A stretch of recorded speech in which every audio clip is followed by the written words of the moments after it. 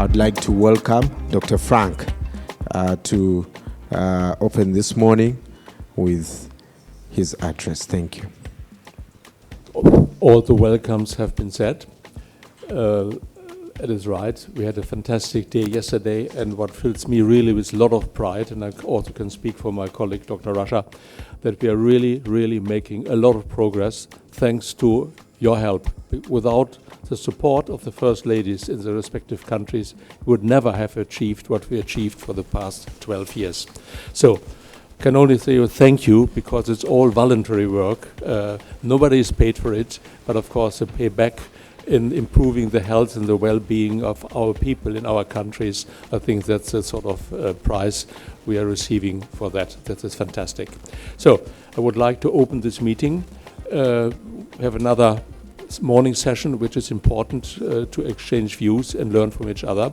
And I like my colleague, Dr. Rasha, to take over and continue, please. Good morning and welcome to the committee, Merck Foundation First Ladies Committee Initiative.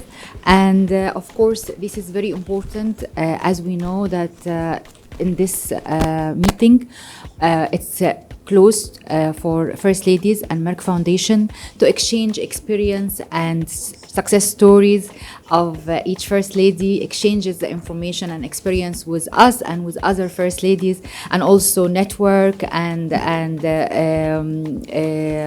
discussing new initiatives, challenges and solutions.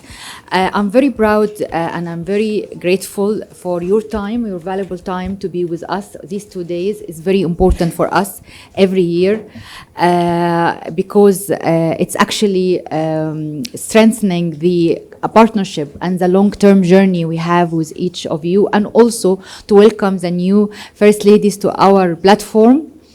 And we start our programs as well with them in the countries based on the experience and the success stories of the older countries or the older partnerships we started. Just a few words that as we know that we provided total scholarships for doctors, around 2,089 scholarships for doctors from 52 countries in 42 critical and underserved medical specialties.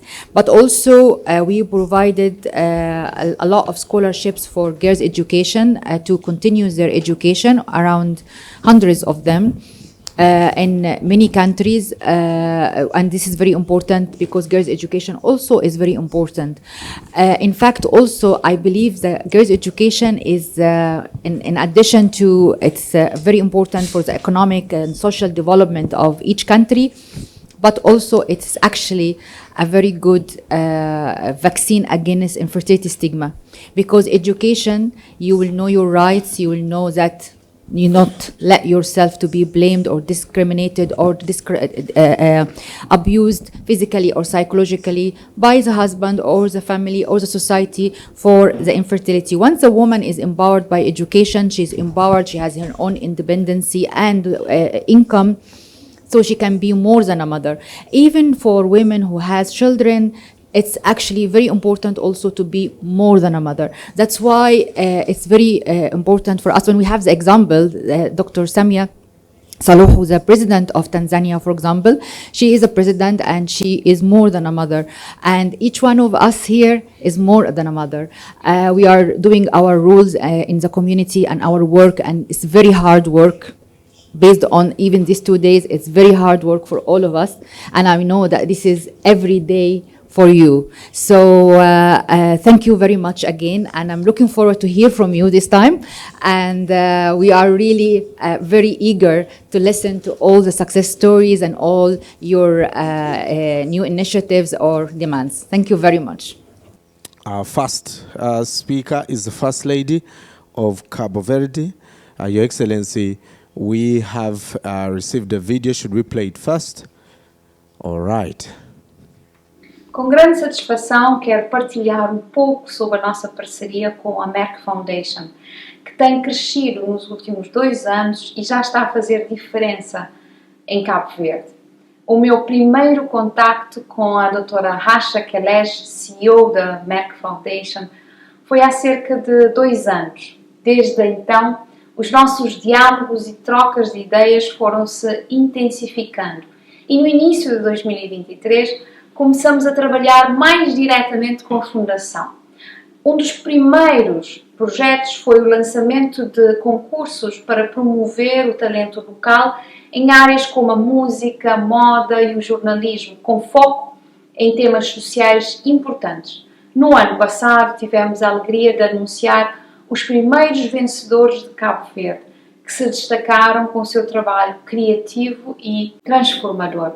Entre os projetos que mais me tocam está o programa Educando Linda, através do qual estamos a apoiar a educação de 42 crianças e jovens cabo-verdianos, são 21 meninas e 21 rapazes, oriundos de famílias desfavorecidas, para garantir que possam concluir os seus estudos. Acredito que, ao investir neles, estamos a formar futuros líderes e agentes de mudança nas suas comunidades. Outro ponto alto da nossa colaboração é a criação de livros infantis e vídeos de animação que visam educar as nossas crianças sobre temas como igualdade do género, o respeito e a prevenção de doenças.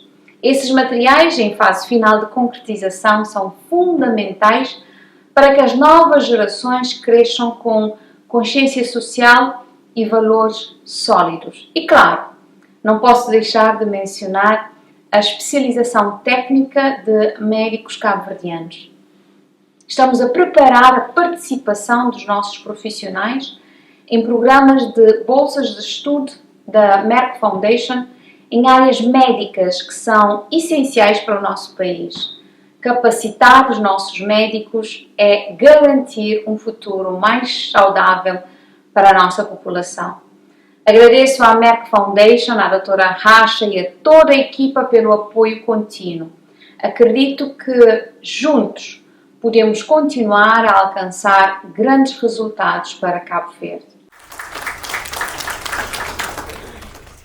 I want to say that what we already done in Cabo Verde with Merck Foundation, definitely what we have to do is bigger than what we already made in this 1 year. And I want to talk a little bit about this 1 year. We finally gave the scholarship for girls, but also boys. So it's 42 children that receive the scholarship, the support. Is something really important because we know that I always say that Africa is a continent, not a country. I always want to say this because sometimes people see us as a country. Is everything the same? And we are not. We have different realities and different condition. So in Cabo Verde, I'm worried about the condition of the boys because the education we give to the boys are giving the opportunity not to be so have this good improvement in schools than girls, because we educate the girls to be at home, to study, to protect them, and sometimes we educate the boys to go out, to play out, and it's not always the condition to be better at school. So I bring this concern to Merck Foundation, and side by side, as we want this equality of opportunities, we are working with the boys because we have boys that want to study, but the condition of the family is not so good, but they have a lot of potential. So for me, it was really amazing to receive a yes from Merck Foundation. We understand your reality, that you have boys that are not growing up on the schools, they are not improving because they need support. So for me, Thank you, Merck Foundation. It was really good to receive your openness to do this sleep between girls and boys. I heard yesterday a lot of countries saying about the experience with the doctors.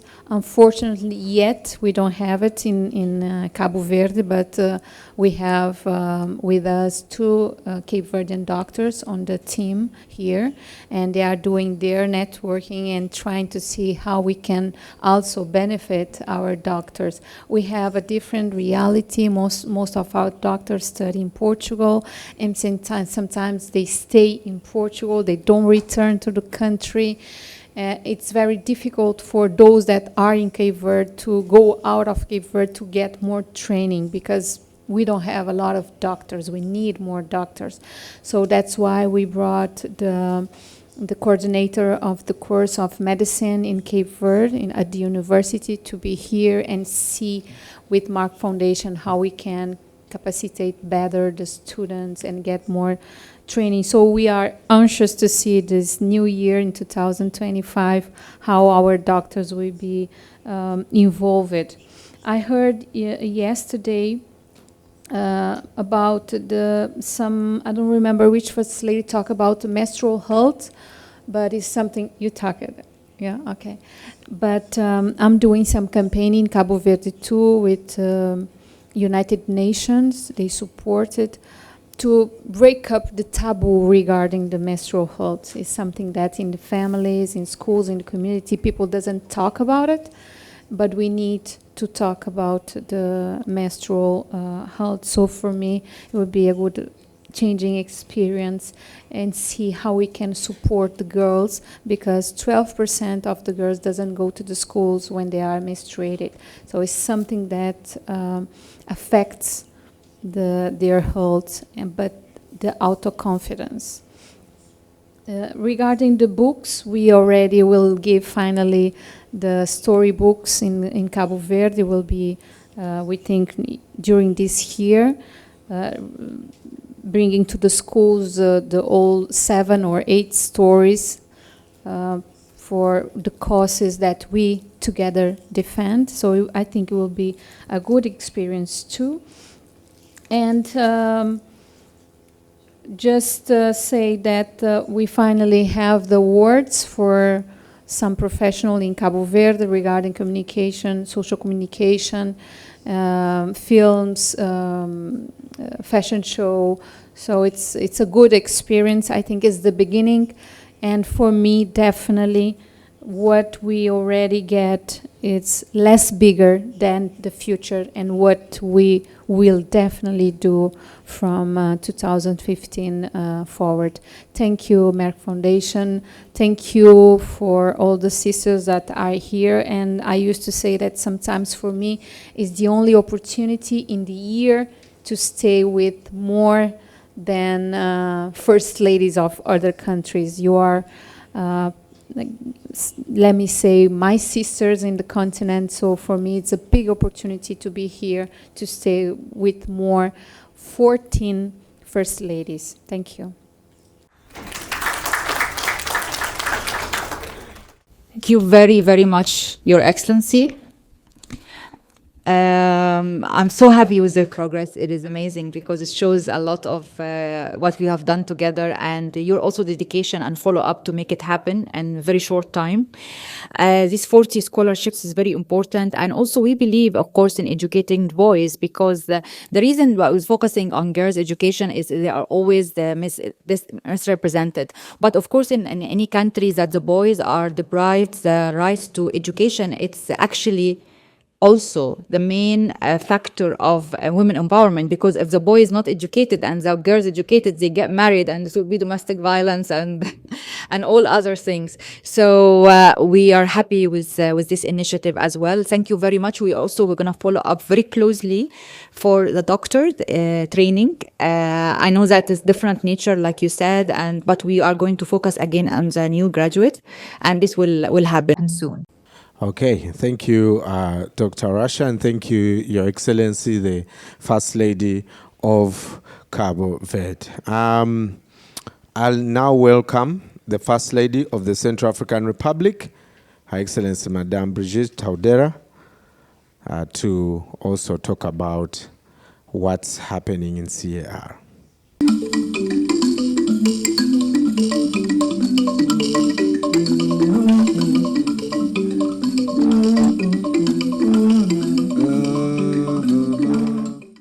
La Fondation Cri de cœur d'une mère, créée le 12 mai 2016, est une œuvre de la première dame de Centrafrique, Mme Brigitte TOUADERA.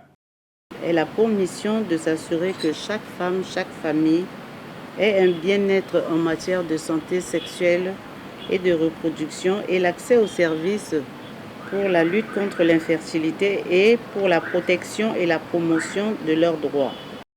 Afin de réaliser efficacement les objectifs de cette fondation, la première dame de Centrafrique a entretenu des relations avec plusieurs organisations parmi lesquelles la Fondation Merck. Avec la Fondation Merck, la Fondation Cri de cœur d'une mère finance des projets visant l'autonomisation des femmes atteintes d'infertilité et stigmatisées dans leur communauté. Avant de leur apporter de l'aide pour qu'elles entreprennent des activités génératrices de revenus, elles subissent des formations sur l'entrepreneuriat. Nous avons échangé avec nos mamans sur 3 thématiques, à savoir la mise en place d'une coopérative, quels sont les principaux facteurs qui permettent aux coopératives féminines de se développer. Ensuite, nous avons parlé de l'entrepreneuriat, mais nous nous sommes beaucoup appesantis sur l'entrepreneur d'abord et l'entrepreneuriat vient après. C'était vraiment une formation interactive et donc c'était des échanges. Nous les avons amenées elles-mêmes à nous donner la définition de chaque chose, comment grandir, comment constituer son entreprise. Donc c'était vraiment de l'interaction. Grâce à cet appui, elles tiennent des ateliers de couture.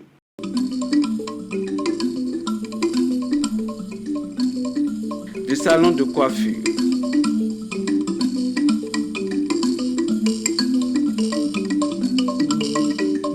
Des restaurants.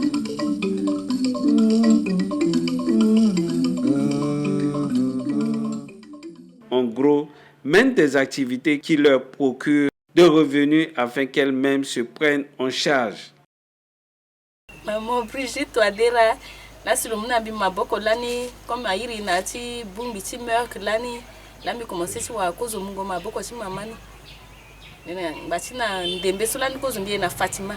A événement solani agati asasi agbidati bi perdre même ma machine. Merci na maboko ti mama so le tondani ti na ici bi wara machine. Déjà mi na machine ota okolage a usena ti da. Comme bi okompe du na ndone ape dani be kuchitene mbi wambeni kete pupu bisigi na lege simbizi atelier ni ala bana ndembe so mbi fugi na gbesida. En plus des femmes victimes d'infertilité, le partenariat avec Merck a été une source de financement des études de certaines jeunes filles en difficulté dans le cadre du projet Éduquer Linda.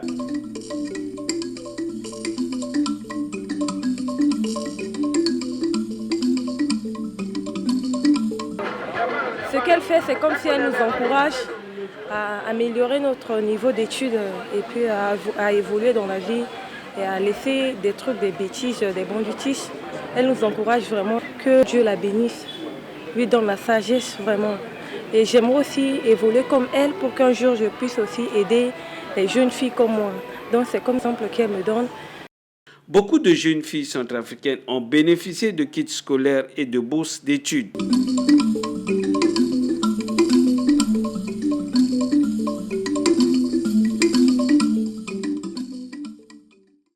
La première dame du Centrafrique, Mme Brigitte TOUADERA, pour poser le jalon de lutte contre ces maladies non transmissibles en Centrafrique, a organisé une grande manifestation au profit de 500 élèves à l'Omnisport de Bangui, au cours de laquelle les brochures de sensibilisation sur ces maladies produites par la Fondation Merck ont été remises à leurs établissements respectifs.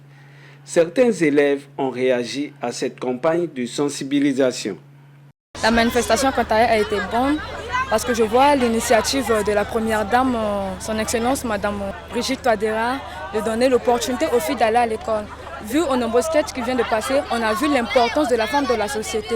En fait, l'éducation de la fille est la chose la plus primordiale dans le monde. Comme a dit un adage, éduquer une fille, c'est l'avenir de toute une nation. Et par les différentes sensibilisations qui viennent de passer, nous voyons l'importance de la femme au sein de la société. Le mariage précoce est interdit, les VBG et les harcèlements sexuels faits avec les femmes au milieu scolaire. La consommation abusive du sucre crée ce qu'on appelle le diabète. Parce que le diabète, c'est une maladie due soit à un taux élevé de l'insuline ou à un taux en baisse de l'insuline. Donc je vois que pour éviter tous ces dangers, nous devons pratiquer l'exercice physique, à savoir les épreuves physiques qu'on fait souvent dans les écoles. Et aussi, nous devons avoir une habitude de sédentarisme, comme avait dit le docteur Jean, essayant de manger des aliments variés, à savoir diminuer le taux du sucre, etc. À propos de cette conférence qui a été organisée par son Excellence, la Première Dame de la République sud-africaine, Madame Brigitte TOUADERA. Tout d'abord, je souhaiterais d'abord la remercier parce que ça a été vraiment une expérience je peux dire cette expérience sera inoubliable. Je ne pourrai jamais oublier cette date parce que c'est la première fois pour moi de voir ce genre de choses se passer en République sud-africaine et je suis très content à sensibiliser les gens sur la VBG, la violence basée sur le genre, sur la scolarisation des femmes, sur l'éducation. Et puis moi je dis que c'est une très très bonne initiative. Si on commence déjà à sensibiliser les élèves, nous la jeune génération sur le truc, c'est très prometteur pour nous parce que ça nous permettra de ne plus faire les bêtises. L'ancienne génération a bien su pourquoi elle a dit de faire ça. Donc l'ancienne génération sait bien que nous, la nouvelle génération, nous allons la remplacer. Voilà pourquoi moi je remercie vraiment tous les membres du gouvernement qui étaient venus. Les hommes des médias et les artistes n'ont pas été laissés de côté dans ce partenariat avec la Fondation Merck. En visioconférence, ils sont édifiés sur des maladies non transmissibles telles que le cancer, le diabète, l'hypertension qui font l'objet de lutte par la Fondation Merck. Cette formation, on a vu l'engouement des journalistes. Les journalistes se sont vraiment intéressés à la cause et ont maîtrisé les explications de ces éminents professeurs, à y voir par leurs questions qu'ils ont formulées de part et d'autre. Et nous pensons qu'ils sont déjà dans le bain et que la population sera informée, sera éduquée par ces journalistes-là. Grâce à ces formations, ils peuvent sensibiliser la population pour qu'elle ne tombe pas dans le filet de ces maladies.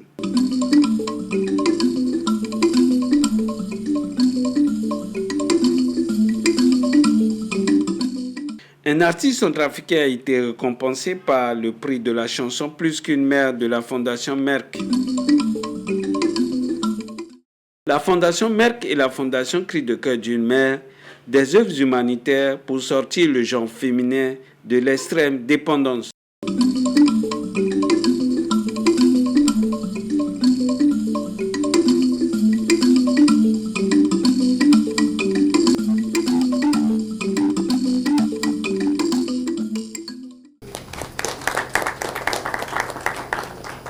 Thank you very much, Your Excellency. It's really very active and all the initiatives being implemented in Central African Republic. We are very proud of that. We are very proud in the Educating Linda program, the scholarships for girls, 40 girls every year.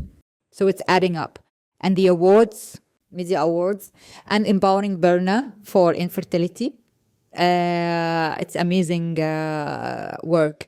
Of course, I have to emphasize that we started together in 2015. So you are the first lady joined us.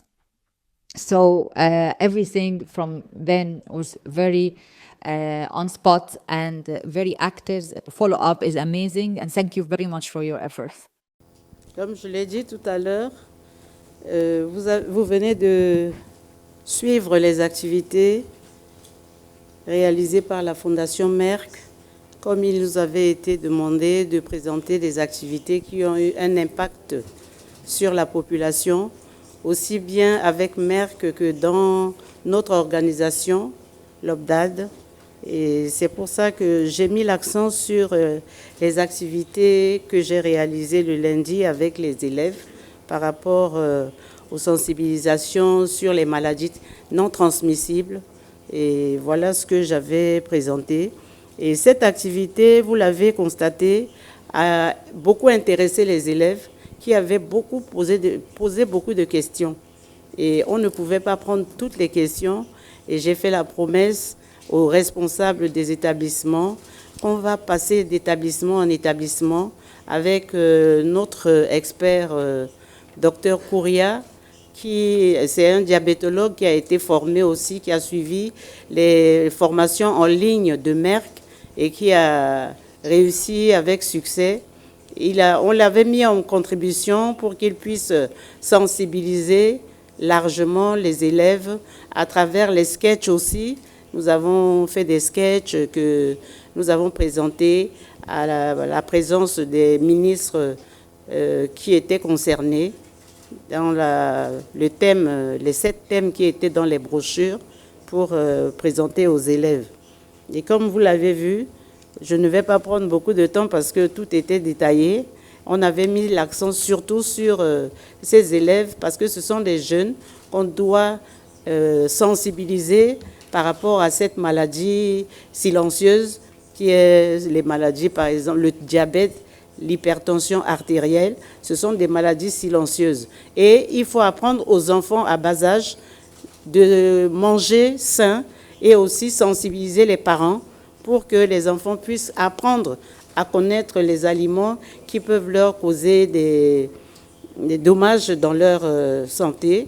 Voilà ce que nous avons fait et je pense que nous allons continuer cette activité dans les établissements scolaires. Et le plus jeune diabétique chez nous, jusque-là, il a 4 ans.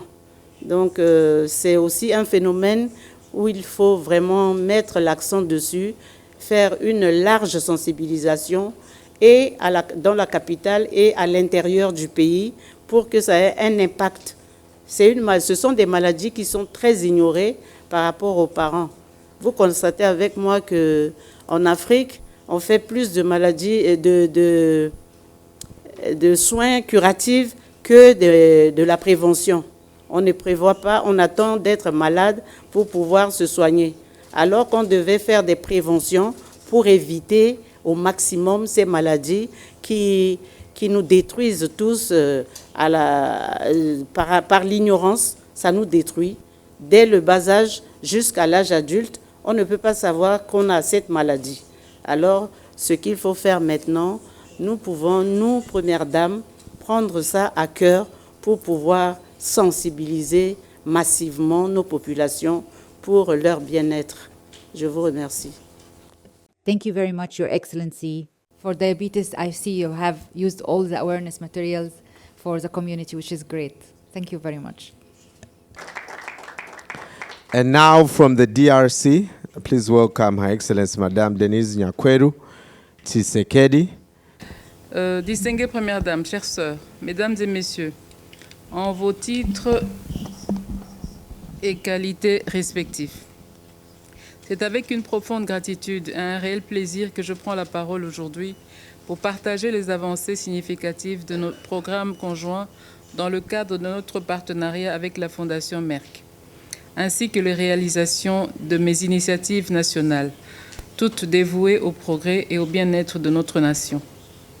Premièrement, en ce qui concerne les programmes conjoints avec Merck Foundation, hier, je saluais l'engagement de la Fondation Merck qui œuvre au développement des compétences de nos jeunes médecins grâce à des bourses de formation spécialisées.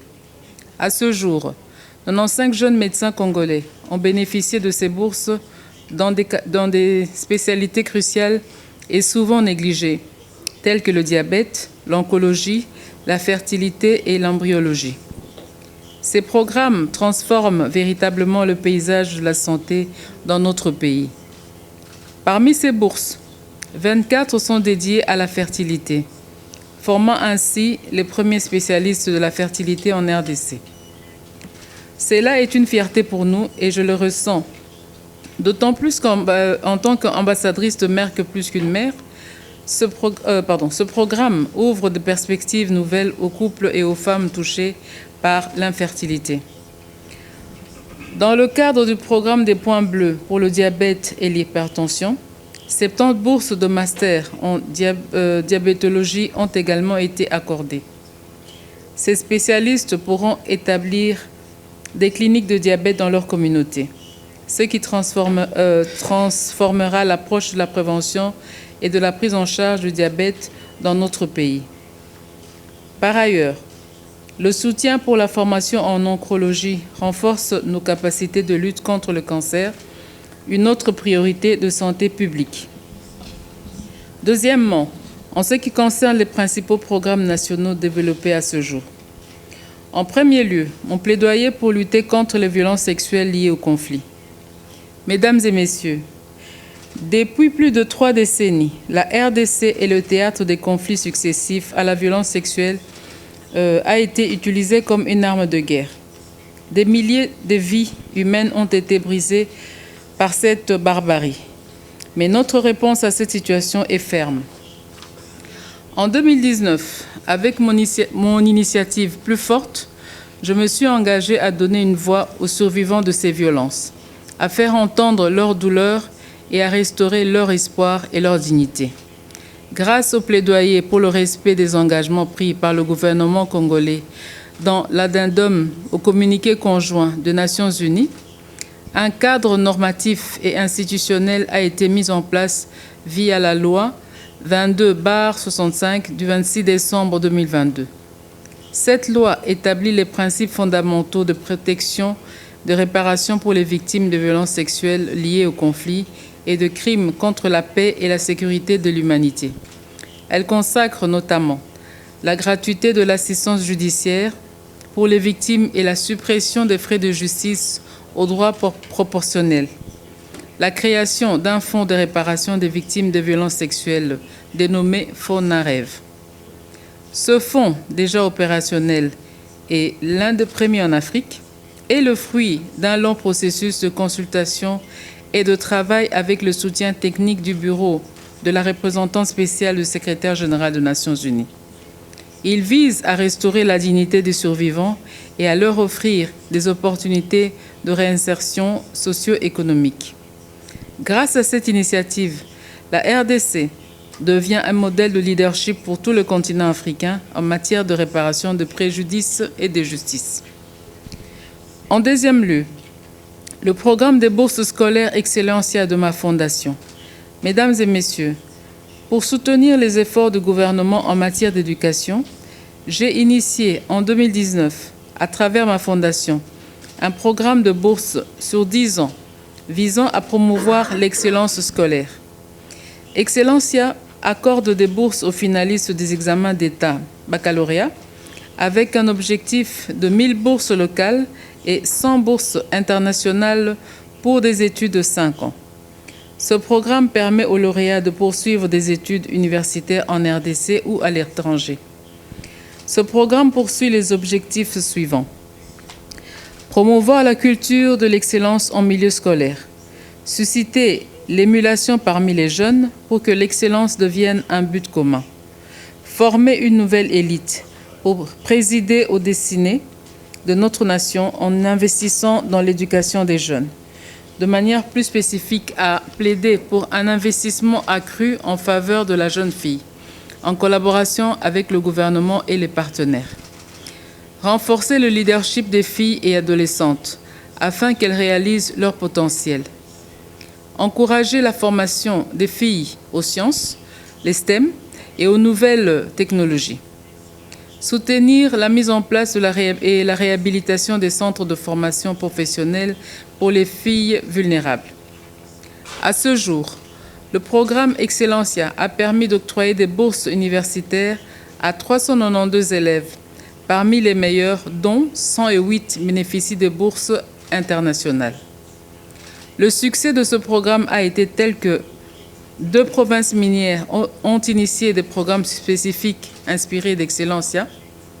L'impact national du programme a également suscité l'intérêt du gouvernement, qui envisage aujourd'hui d'en faire un programme national en y allouant des ressources dans ses prévisions budgétaires actuellement en cours d'examen au Parlement. Je vous remercie. Thank you very much, Madame Denise, the First Lady of Republic of the Congo, for this brief and the success story you're sharing with us today. And we are proud that with Merck Foundation and your office, we have provided 94 scholarships for doctors from Congo, 24 of them for fertility and embryology, which is very important as more than a mother ambassador and to empower women health and reproductive health, breaking the stigma of infertility, which is really important in our continent. Also 69 of them was in diabetes and cardiovascular preventive and endocrinology, which is really also important for non-communicable diseases prevention. So, of course, educating Linda, also 20 scholarships. So together we can make this even more successful the years after. And thank you very much for your contribution and follow-up and your active team. Thank you very much. Thank you very much, Dr. Ashan, Your Excellency. We'll now welcome the First Lady of Gambia, Mrs. Fatoumata Barrow. Thank you. It is a pleasure to be with my esteemed sisters from the continent and Asia. I would like to take this opportunity and to thank Professor Frank and Dr. Rasa for the partnership we have established since 2017. The foundation and Merck Foundation with my foundation have already trained over 84 doctors and 23 on embryology, fertility, sexual and reproductive medicine, biotechnology, and human assistant reproductive. And with these 23, you have saved lives of families, couples, because bringing fertility programs in the Gambia has changed a lot of violence among families. I will tell you, I'm a victim of infertility because I had my son. After 14 years, I had another child. That was the reason why I told you in Egypt, in Addis, I will be a champion for the rest of my life because I know the problems that I have encountered with my in-laws, not my husband, but my in-laws. It is always the woman's problem, but also the men are also at fault. The best thing is, since we have trained people in the Gambia, what I tell people is, you have a chance, go to the nearest hospital that these trained doctors are. You can also be tested and know who the problem is. If it is your partner comes in and be tested, you go on for treatment, and God always provide. We have trained 29 on oncology and nursing and laboratory technicians. From this, we have also registered the first policy on cancer. Now our cancer patients can be treated in the Gambia. We are planning to build a cancer center. This is another achievement that we have gained from Merck Foundation. And I can remember vividly when I told you my dream is to build a cancer center, you said to me that let's build the capacity first before building the structure. And I believe that this is the best way to do things. With the diabetes, we have trained over 4 nurses. And I believe what we can do with diabetes too is to train doctors on kidney management or kidney problems, because most of these diabetes patients become kidney failure patients. And we train 4 with acute respiratory medicine, infectious disease, and ITC, ICU training nurses and surgery department. We train 28, a total of 84. With Educating Linda, we have sponsored together 40 girls, and I believe in what Deborah said earlier on. We are, within our sub-region, we are suffering from drugs and illegal migration. If we want to keep the boys too in school, that can also help us to manage them out of drugs and in illegal migration. We have also empowered 5 infertile women. That was our first project. Each was given a $500. We appreciate, and they're doing well. They were basically abused by their husbands, but with that it has given them economical empowerment already within their families. Now they can stand high and look into people and say that I am a woman. And I believe the Mother Our Mother campaign is we are all mothers, being a girl or a woman.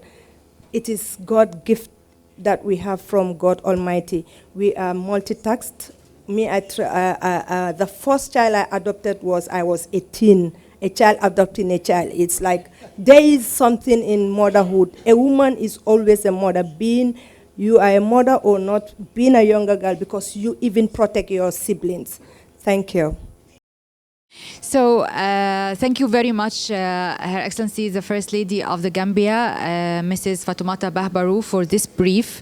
Yes, I'm very proud of our partnership. We started in 2018, and the number of scholarships, 984 scholarships for Gambian doctors. For a small population like the Gambia, it's very high number. And yes, for cancer training, is 29 doctors being trained as cancer specialists. We trained the first cancer specialist in the Gambia. There were none before at all. So now 29 personnel, which is a huge number, that now you can establish your cancer center and the Gambian can really get treated in the Gambia and not in anywhere else or without treatment at all. 23 was fertility and embryology and sexual reproductive care, and this is also a very good number because they are across the Gambia, nationwide. And of course, this will help a lot to break the stigma of fertility and empowering women because they're raising awareness and they, of course, spreading the information between the communities as well because they are champions. And of course, for diabetes and other specialties, there are more than 32 different specialties from the 42 specialties. So I think there is a transformation in the public health care sector in Gambia with this number, and this will really create a legacy and make history. So thank you very much for enabling us to do this. Thank you. In 2019, the Merck Foundation launched a program dubbed Educating Linda to help young, underprivileged girls who are brilliant to continue their education. The spirit of the project is to provide an opportunity to such girls to pursue their dreams and reach their potential through access to education, as many girls drop out of school due to lack of necessities such as fees and uniform. Already, the Merck Foundation, in partnership with African First Ladies, has supported hundreds of girls in Africa. At a formal award presentation ceremony at the State House in Banjul, each of the 20 students received 5 school materials, including uniforms, bags, textbooks, and $15,000 in cash for school lunch and transport. Claudiana Cole, the Gambia's Minister of Basic and Secondary Education, and Fatou Kinte, the Minister of Gender, Children and Social Welfare, welcomed the partnership between the FABT and Merck Foundation to empower girls through education. Ministers Cole and Kinte praised the First Lady for her various humanitarian interventions. They encouraged the beneficiaries to make the best use of the learning materials and to remain focused on their education. The First Lady is the mother of the nation. And like I said, she cares about everyone. And today, she's here showing how much she cares about the girls who are in our schools. Madam First Lady, I want to thank you again and to say that today you have placed a smile on the face of girls and their parents. That smile cannot be bought with money. So what you have given, you may not see it as something big, but all of us here in this hall know it's very, very big. Madam Fatoumata BARROW, the Gambia's First Lady, commended the Merck Foundation for contributing immensely towards the development of the country through the FAB Foundation and also the students of our continued support. Let's leave these beautiful children to continue their education because I know they will do well in the future, inshallah Rabbi. We are seeing the future president, the future vice presidents, the future ministers, the future doctors, the future lawyers, the future, everything you think of in this country, you are the future of those positions, and we pray that you become one of them. Binta Cham, a student of Nusra Senior School and one of the beneficiaries, was in tears of joy as he thanked the FAB Foundation for the opportunities given. On behalf of our fellow students, she gave assurances of their commitment to their education. I will not say that we are the luckiest students of this country, but indeed we are one of the luckiest students of this country. So I am very excited to be here, and then I would like to assure to Her Excellency that we will try and keep up the momentum, inshallah. Merck Foundation strongly believes that education is one of the most critical areas of women's empowerment. As evident in UNICEF's declaration that in Africa, among children not attending school, there are twice as many girls as boys, and among illiterate adults, there are twice as many women as men. The Convention on the Rights of the Child and the Convention on the Elimination of All Forms of Discrimination Against Women establish it as a basic human right. Studies show that in areas where there's high poverty and decades of conflict, girls face enormous challenges that limit their ability to get the education they deserve. Reporting for QTV News, I am Aliou Cissé. Wonderful. Thank you so much, Your Excellency. Let's now hear from the First Lady of the Republic of Ghana. Hello and good afternoon, everyone. I have a short video to show, but first of all, I'd once again say a big thank you to Merck Foundation for all the support they've given Ghana. I have a long list of programs or scholarships which have been given to Ghanaian doctors, 189, and I think that is fantastic, and we're really very grateful. And also for educating Linda, scholarships 40, also wonderful. We're really very grateful. And I'd like to add a couple for today. We need specialists for critical care and also intensive care specialists. And if you can help us with this, we would be most grateful. But today, I'm going to show you a video of a program which is known as Because I Want to Be, a program which is supported by the Merck Foundation. And it's about young girls, adolescent girls, who we try to encourage to stay in school.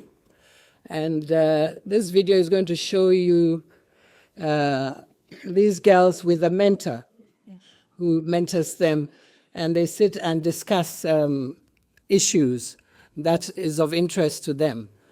And these girls are encouraged to be assertive, to be articulate, and a whole lot of them who started the program are now in university. Wow. And so I'd like for us to watch this now. Hello and welcome. This is Because I Want to Be, a show by the Rebecca Foundation and the Merck Foundation to empower our young adolescent girls to stay in school, acquire employable skills, and reach their full potential. My name is Na Jama, and I am going to be your host as usual.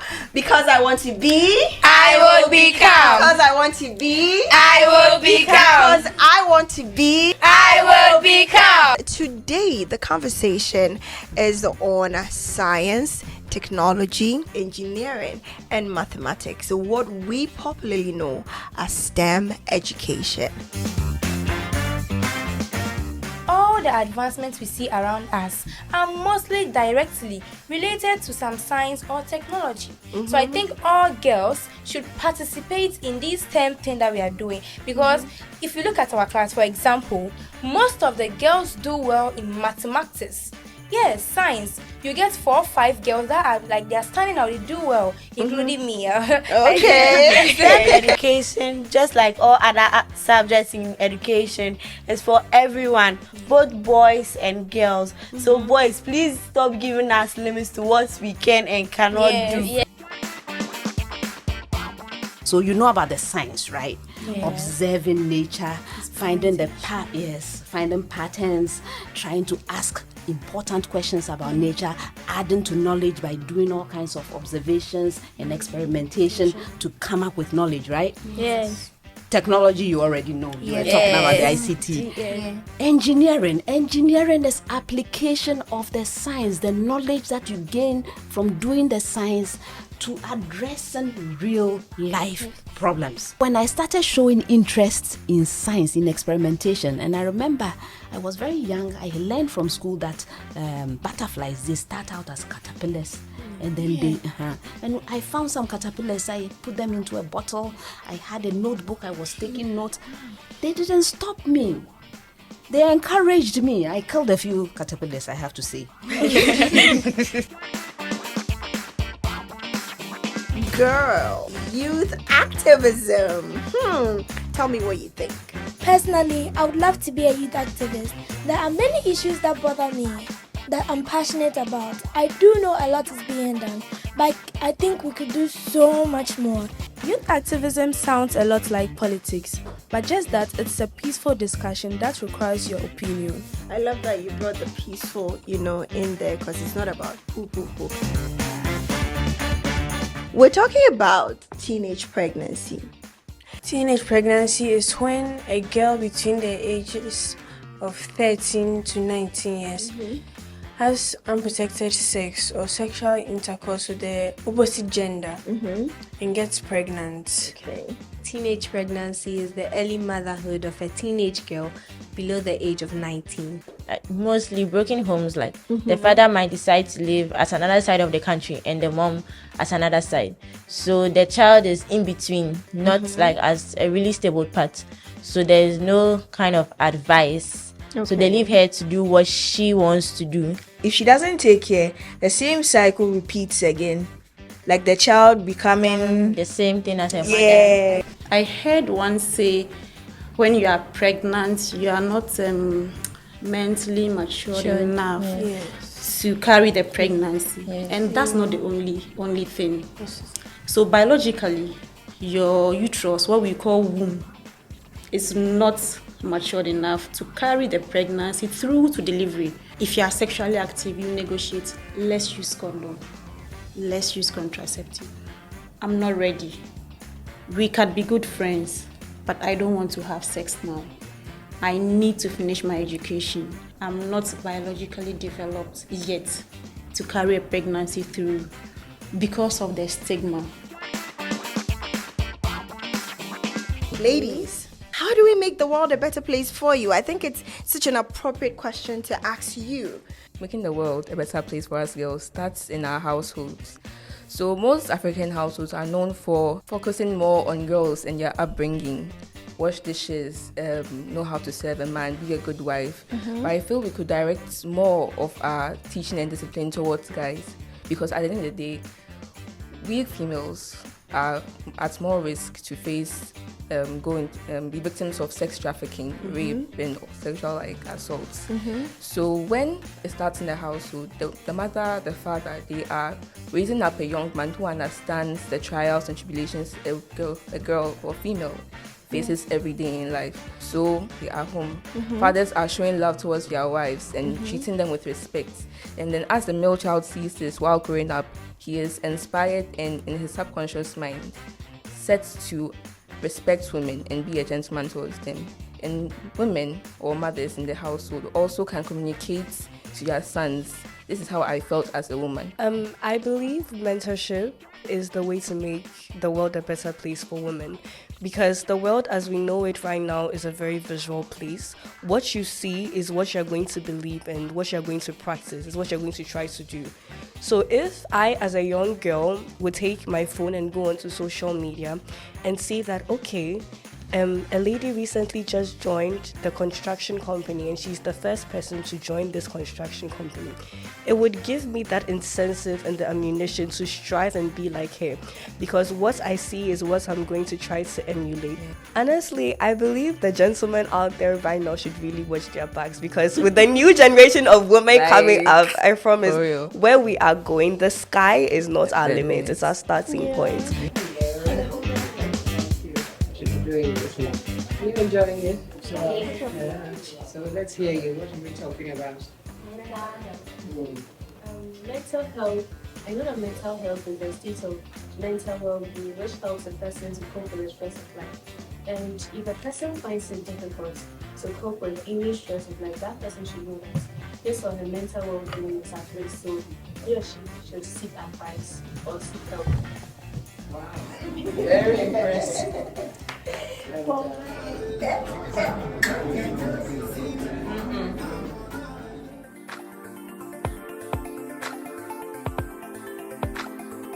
Hi, I'm Janelle Kasumbayela from Ghana Atomic Energy Commission Basic School.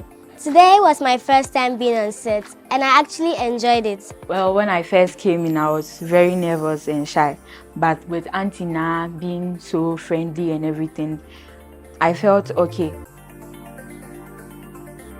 The Because I Want to Be program has helped me a lot. It has influenced me on how I perceive life, and it has also helped me to better my communication skills. I was quite anxious and nervous at first, but after I met the crew and the host, everything was okay. I was very confident and I was elated to be on the show. I learned a lot. I'm someone who is very empathetic about disabled people and people who have been, stigmatized in the public. Today, I've experienced how to set boundaries and know the type of boundaries you want to set, and how to not be rude when you're setting your boundaries. On this episode, we learned on sex predators, and I learned that even though we know the person, we still have to report so that others won't go through the same thing you or somebody you know went through. And as Tarana Beck, the founder of the #MeToo movement, said, and I quote, "The silence is deafening. It's time to speak up and speak out."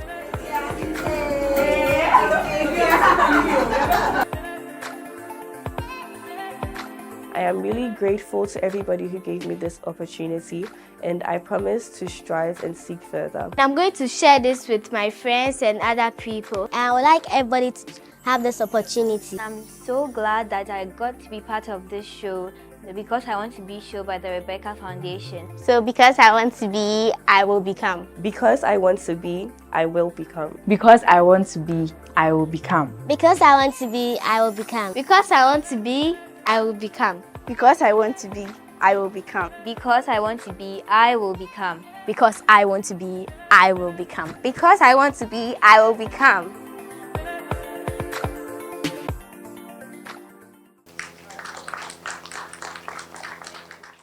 It is amazing, actually. It's amazing, and to see these young girls and how they're empowered.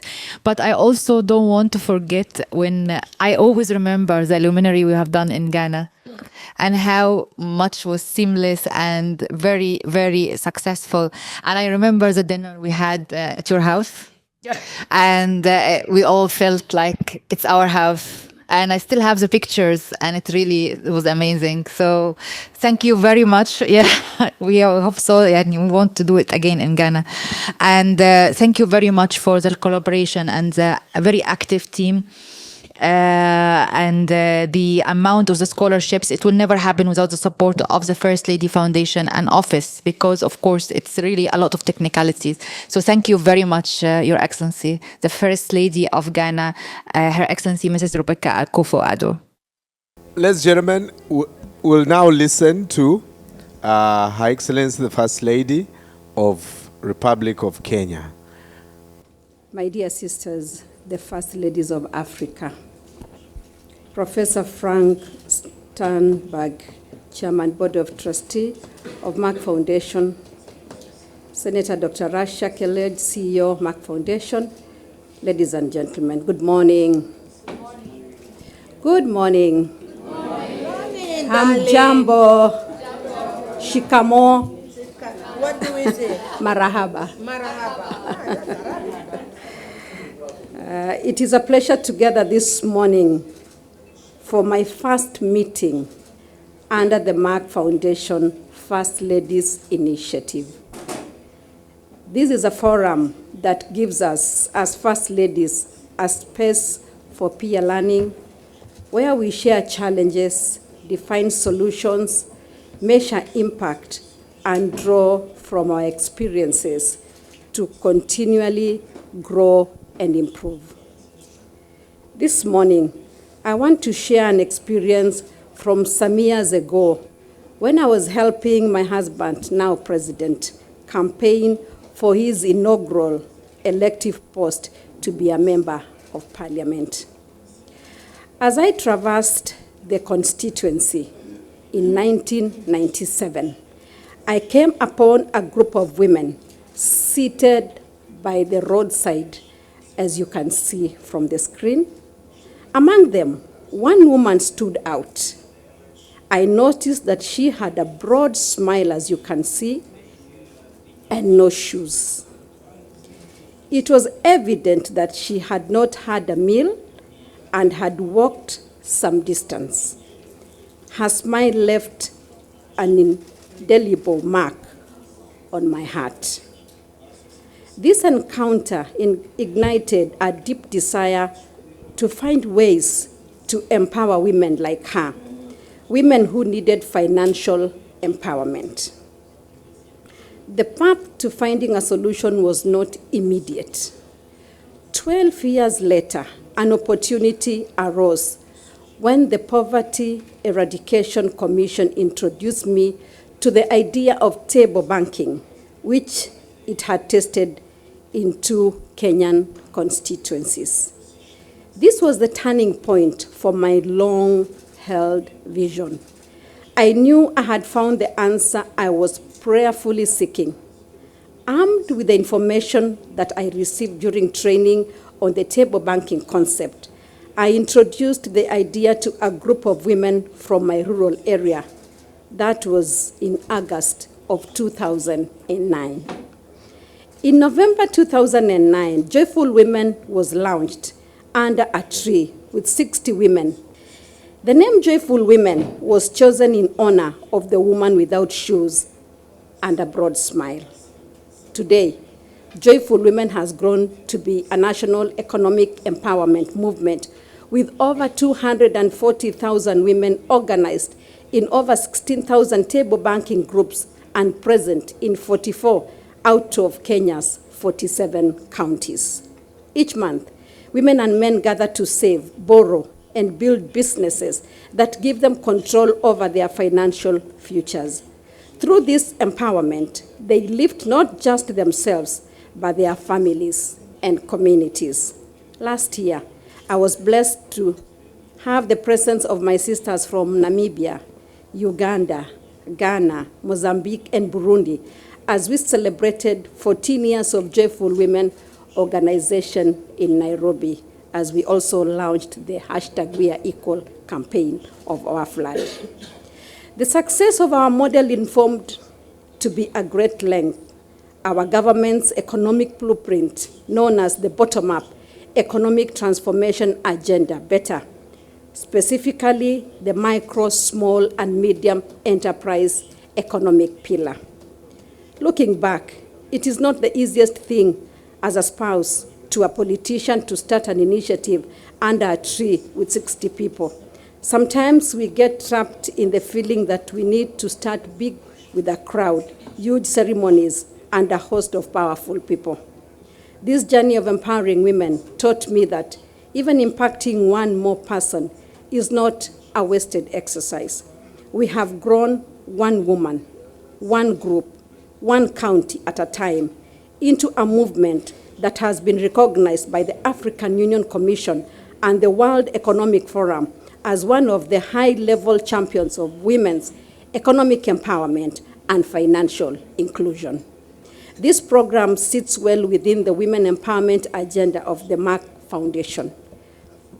Once a mother has been economically empowered, she gains the power to deal with many other issues in her family and around herself, including society and traditional barriers, health, harmful practices in society, including FGM, and empowering her children through quality education, setting them on the path for more success in life. Ladies and gentlemen, the second part of my address this morning is out of a request that our President, Dr. William Ruto, charged my office with during the International Women's Day celebrations in March this year. Through our work as we empowered women, we realized that the children are at the heart of every mother, and the first success that children are well-fed and healthy. This simple yet very powerful daily achievement is not at the reach of many mothers in our continent because of many growing issues, including climate change, wars, displacements, and economic factors beyond their control. Many children are forced to drop out of school to help their families look for food and water for survival. Think of instances when the break time or lunchtime bell in school is a painful reminder to children that they are hungry without a solution in sight. We are turning this tide with an ambitious goal to end hunger in all our school children by the year 2030. We are partnering with schools and state and non-state actors to achieve the number of children enjoying a hot meal daily to 10 million children from the current 2.5 million children. Through the Feed One End Hunger initiative, I have personally committed to taking care of 2 million children out of the gap of 7.5 million children who are yet to enjoy a school meal daily.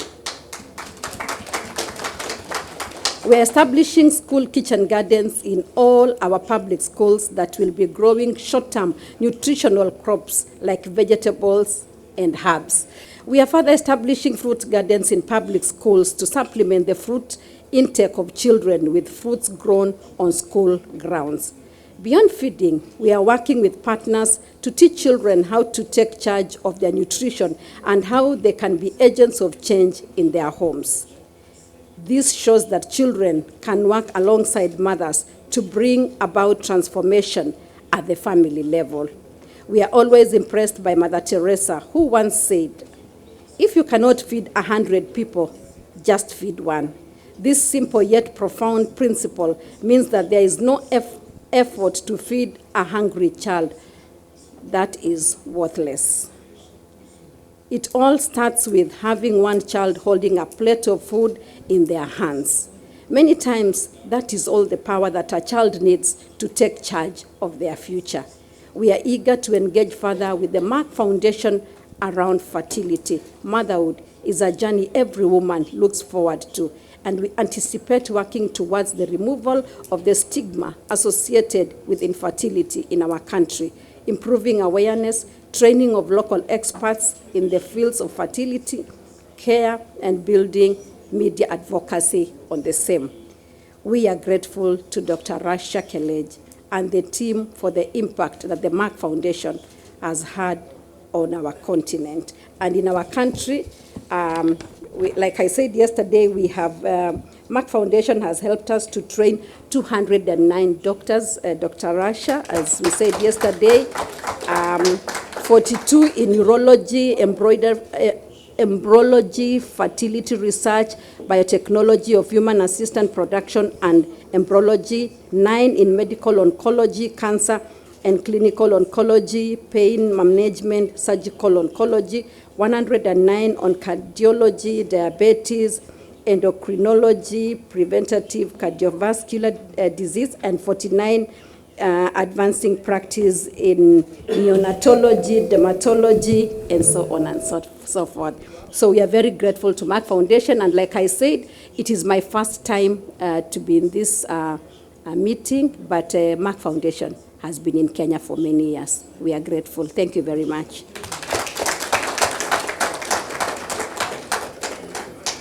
Very much, Your Excellency, the First Lady of the Republic of Kenya, Her Excellency Mrs. Rachel Ruto. Thank you very much for the success story you shared with us about your programs and initiatives. It's really impressive and also inspiring. And yes, I agree with you that feeding, if you can't feed 100, you can feed one and can make a difference. And actually, everything can start step by step, which is very important. And thank you very much for acknowledging the scholarships for the Kenyan doctors, and we're ready to scale up as well, and we're continuing every year to have more and more doctors. The beauty about that is we provide it across the nationwide. It's different provinces, not only in Nairobi or in the big cities, but also in the villages and across the whole Kenya and the whole country. And this is the way we are doing it in all countries. The number is very high because when we started Merck Foundation activities, we started in Kenya and Uganda in the same year. It was 2012. So, and of course, we got introduced to the University of Nairobi and the other universities and medical societies of diabetes and cardiovascular, and they were all very much eager to apply for the scholarships and everything. But we are very happy that you are with us today. You welcome you add a great value to our platform. And I wish that we can continue collaboration and we start our long-term partnership with Your Excellency and Your Excellency Foundation. We can find really nice initiatives to do together, and we welcome you to our platform. Everyone is excited, and actually many first ladies spoke to you about that to join us, so they wanted you to come. They said that she's very nice and she has to be with us. Gambia First Lady and also Ghana First Lady and many other First Ladies. So we thank you very much. Welcome to our platform, and we're looking forward for the future. All right, so we'll now hear from the First Lady of the Republic of Liberia. Okay, we'll have the video first.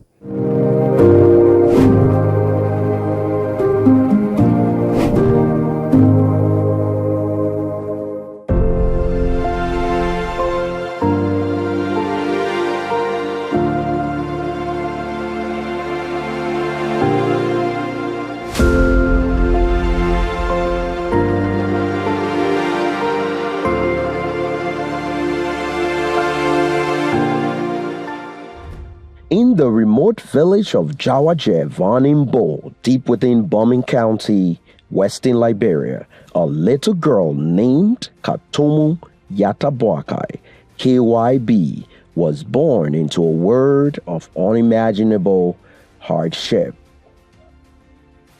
Poverty was a constant companion. She walked barefoot for miles, often went to bed hungry, and wore the same worn-out clothes for days.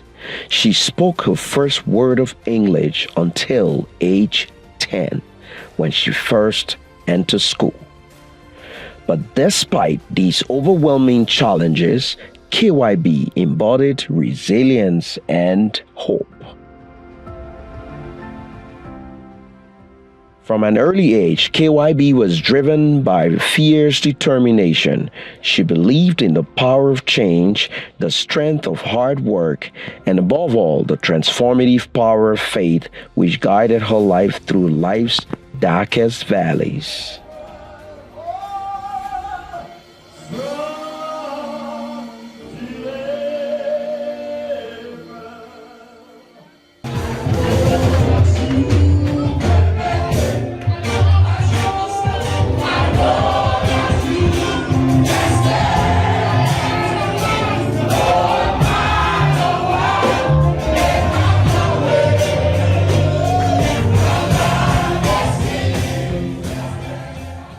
Against all odds, KYB rose above her circumstances. She fought tirelessly to reach her goals and never gave up. Today, she stands as a beacon of hope, a woman of virtue, a grandmother, and the First Lady of the Republic of Liberia.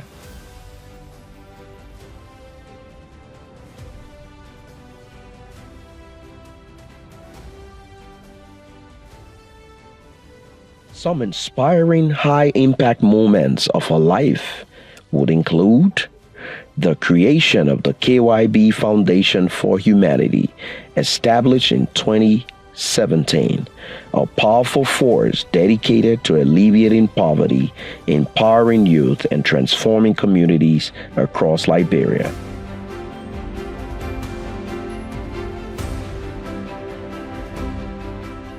The construction of the Katumu Yatabuakai Public School in her hometown, Jawaje, in Bombing County. The creation of the Manlusu Kumbakwetu Recreational Center in 2016, a sanctuary for underprivileged children. As Second Lady and wife of the then Vice President, Joseph Yumamboakai, she inherited the broken down Group of 77 infrastructure and transformed it into a haven of hope for the disabled and physically challenged men and women of Liberia.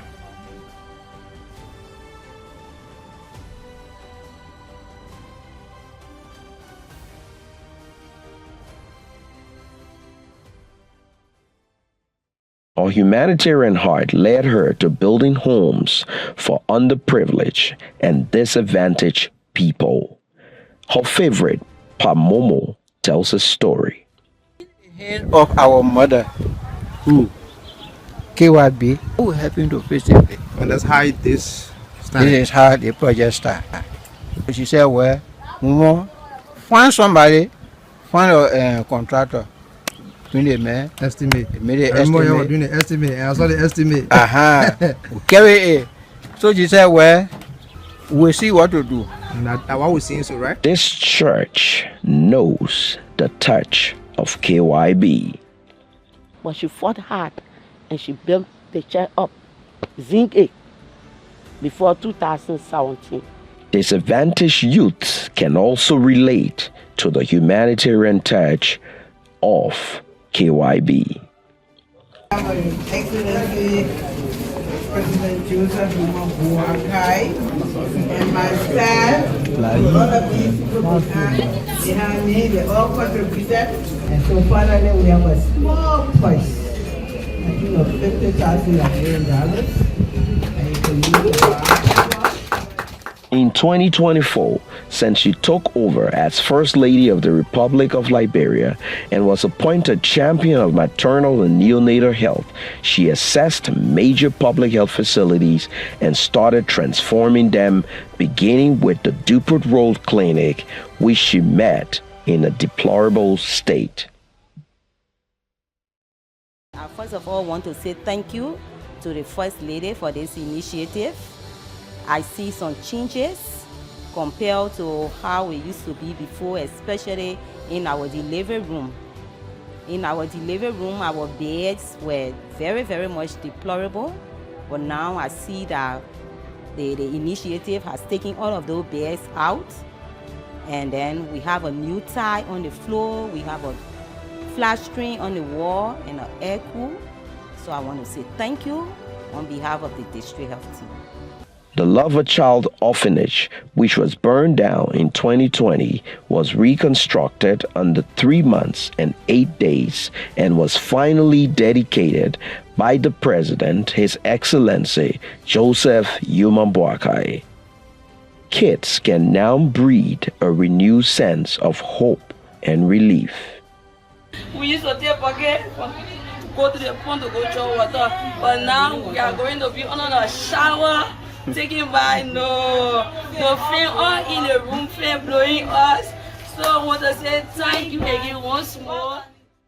With much alacrity to leave an indelible footprint in the sands of time, her dedication to promoting maternal and newborn health sends a rallying call to partners and friends to assist and support the refurbishment of the Pipeline Clinic, the Redemption Hospital, and the Bombing County Public Health Center, the only referral hospital in all of Western Liberia. She started the construction of an 8-bedroom maternity center in the remote village of Lele, Bong County. This building, when constructed, will cater to scores of pregnant mothers who would not have to endure perilous trek on foot just to deliver their babies. About 2 months ago, the First Lady paved the first road from the city leading to the remote town of Lele, leaving the citizens in awe and excitement. She wants to see the only public school which lieth in ruin rehabilitated and the people living happily like every other fortunate Liberian. KYB would stop at nothing till lives are touched and a formidable impact engraves her legacy. KYB's story is one of triumph over adversity. is a story of faith, resilience, and the unwavering belief that no matter where you start in life, you can create a legacy that touches every corner of your nation. This is KYB, a true mother of Liberia, leading with love, strength, and an open heart.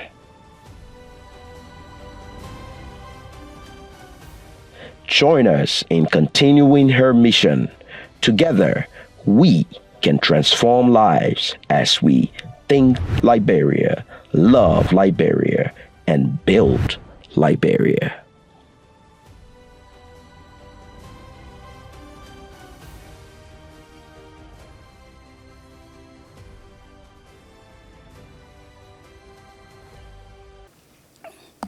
Well, I'll go like this. I want to first of all thank the founder of the CEO of my foundation and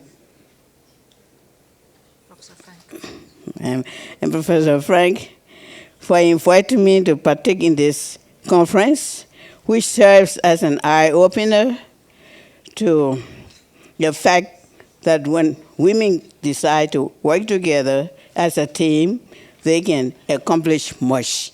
When women decide to work together as a team, they can accomplish much.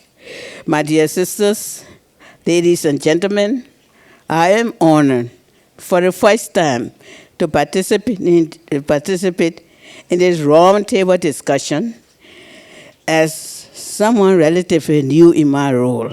Just 10 months ago, I became the first lady of my country.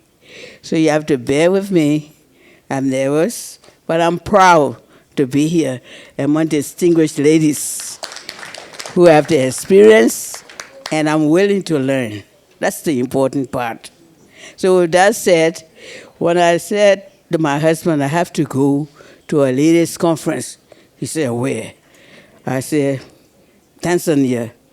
He said, why? I said, because I want to learn from other ladies. How can I be a lady, a first lady for 6 years when I'm not experienced? So with that, I am here to learn. And please teach me as much. So the next time when you visit Liberia, you'll meet an experienced first lady. That one who will cry when she sees her accomplishment or what God has blessed her to be. 10 years, no first word of English, and to come thus far. It means a lot to me. Thank you for being patient. I've inherited the valuable contributions of the My Foundation from my predecessor, the former First Lady of Liberia. I am fully committed to not only continue this essential work, but also to expanding and deepening our collaborative efforts. My Foundation's contributions and successes. The My Foundation has been instrumental in our nation's progress, particularly in healthcare and education. The specialized training scholarships provided for our 47 doctors have significantly improved our local healthcare capabilities. Additionally, the 20 high school scholarships have been a beacon of hope, enabling our youth to pursue their educational dreams, changes, and opportunities. Despite these successes, we face ongoing challenges, particularly in healthcare infrastructure and equipment. Our doctors, equipped with knowledge and skills, find themselves held back by outdated facilities and a lack of modern medical equipment. Nothing to work with. You saw a typical hospital in Monrovia. The need for expanding collaboration. The video displayed highlighted my first 100 days in office, focusing on our efforts to exchange maternity wards across Liberia. This is a plea for the Merck Foundation. Hello. Hello. This is a plea for the Merck Foundation to join hands with us more robustly. We envision a partnership where we not only continue the current programs, but also expand into renovating and equipping our health facilities, continue educational initiatives. I am particularly excited, and I mean it, about the journalist training and storybook publication initiatives I've heard so much about, Rachel, which align perfectly with our education reform goals. I am also eager to continue and expand these programs, believing deeply in their potential to transform our educational landscape. My closing remarks, because I've already taken much of my time crying. In closing, I look forward to your support, Professor and Rachel. I look forward to your support and collaboration as we strive to build on the foundation laid by my predecessor. Together, we can overcome our challenges and achieve remarkable improvements in both healthcare and education in Liberia. Let us renew our commitment today for a brighter, healthier future for all Liberians and people of the world. I thank you. Thank you very much, Your Excellency, the First Lady of Liberia, Her Excellency Mrs. Kartumo Yarta, for this inspiring video and the story. It's very inspiring for all of us, and this is actually what proves that education can empower women, and the skies are the limit. I also, I'm very happy that we know each other and we got to know each other that quickly. From here, I thank the former First Lady of Liberia, Her Excellency Claire Waya, for introducing us, and really it's a great value to have you with us as member of Merck Foundation Africa Asia Initiative of the First Ladies. I don't know if Dr. Lewis here, the Minister of Health of Liberia. No, not here. So the Minister of Health of Liberia is one of our alumni, you said, and she is really, really amazing, because most of our alumni became leaders in healthcare in different countries, which very important, because this is also empowering them to help more doctors and help more training. We provided 48 scholarships for doctors in Liberia, and this is also considered a huge number. 60 scholarships for educating Linda, and also this is a huge number, and we still want to scale up this to more doctors, at least to be the same number like the Gambia. So we can also make a transformation in the landscape of healthcare sector in the public sector in Liberia. Thank you very much. We'll now listen to the First Lady of the Republic of Malawi. We have a video. Should we play that first? So I'm very, very glad to be part of this audience this morning. And I also just want to say thank you very much for the help Merck Foundation is doing. We are making very good strides, and we have very good results in our country as well, even for educating Linda. I think we have our first crop. We have so many that have been selected to go to university, including medical school. To go to medical school in our country, you have to do very well. I think we had a girl that did 12 points, which was really very good. So I'm very glad that you're helping us with that. And like she said, we are making very good strides even for our young people in the country with the scholarships that we're offering, and even with the medical doctors scholarship that is being given out. We are hearing very good results, and the young ones are very, very excited. Maybe you understand our situation. 80% of Malawians are under 32 years old. So education is really very, very important, and this is a big contribution to our country. We can go on to the video now? Video? Yeah.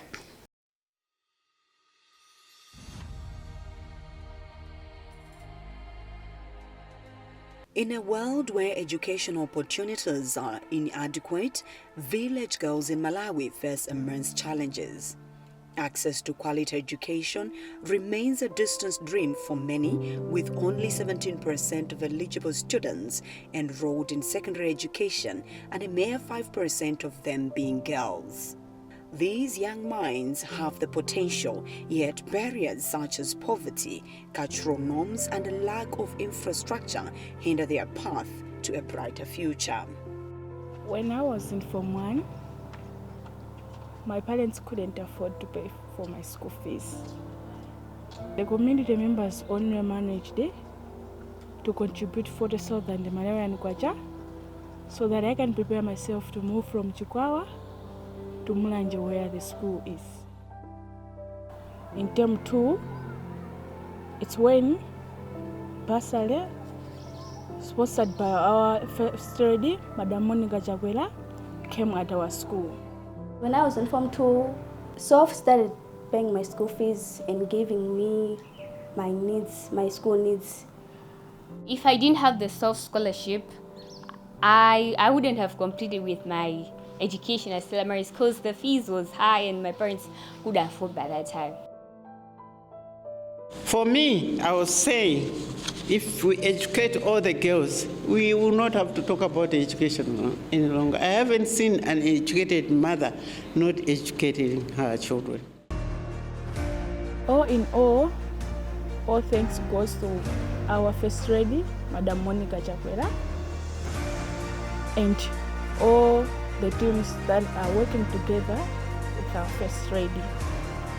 Because if it couldn't have been them, I couldn't have been selected to PUHESI to study the program which was in my dream all this time. I managed to get 11 points. Thereby I'm going to Mobas to study electronics and computer engineering. In Form 4, I got 40 points and now I'm selected to go to PUHESI to study Bachelor of Science in Mental Health and Psychiatric Nursing. SOF scholarship is my risk. SOF scholarship is my world.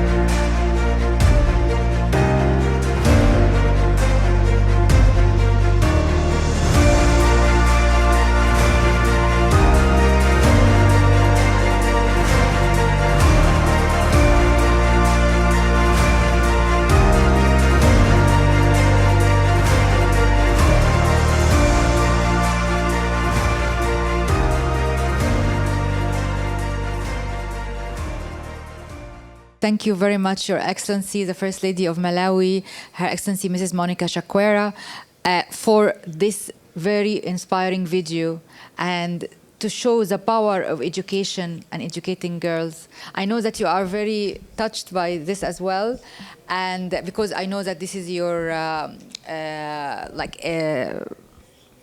passion about girls' education, which also our passion, and I'm so happy to see it and to see our girls. This is our girls, you know, like when I see them, and I want to see our girls and boys from all the countries across Africa, and we follow their journey until they become doctors and scientists and engineers and presidents and vice president and ministers. Yeah, so hopefully we will live to see all this.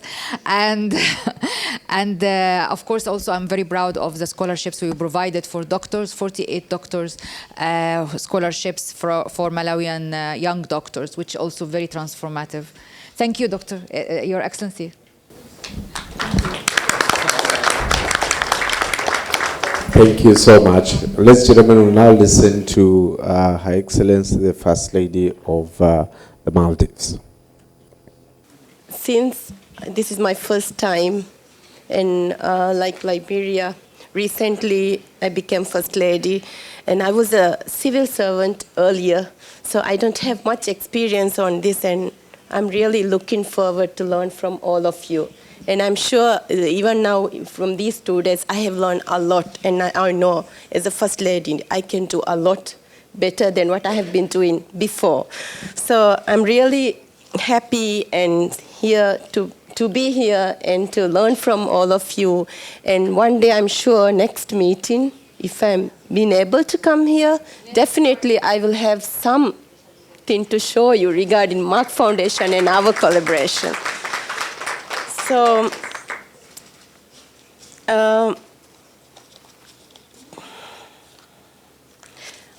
I'm so pleased to say a few words today at this prestigious gathering, the Merck Foundation First Ladies Initiative Committee meeting.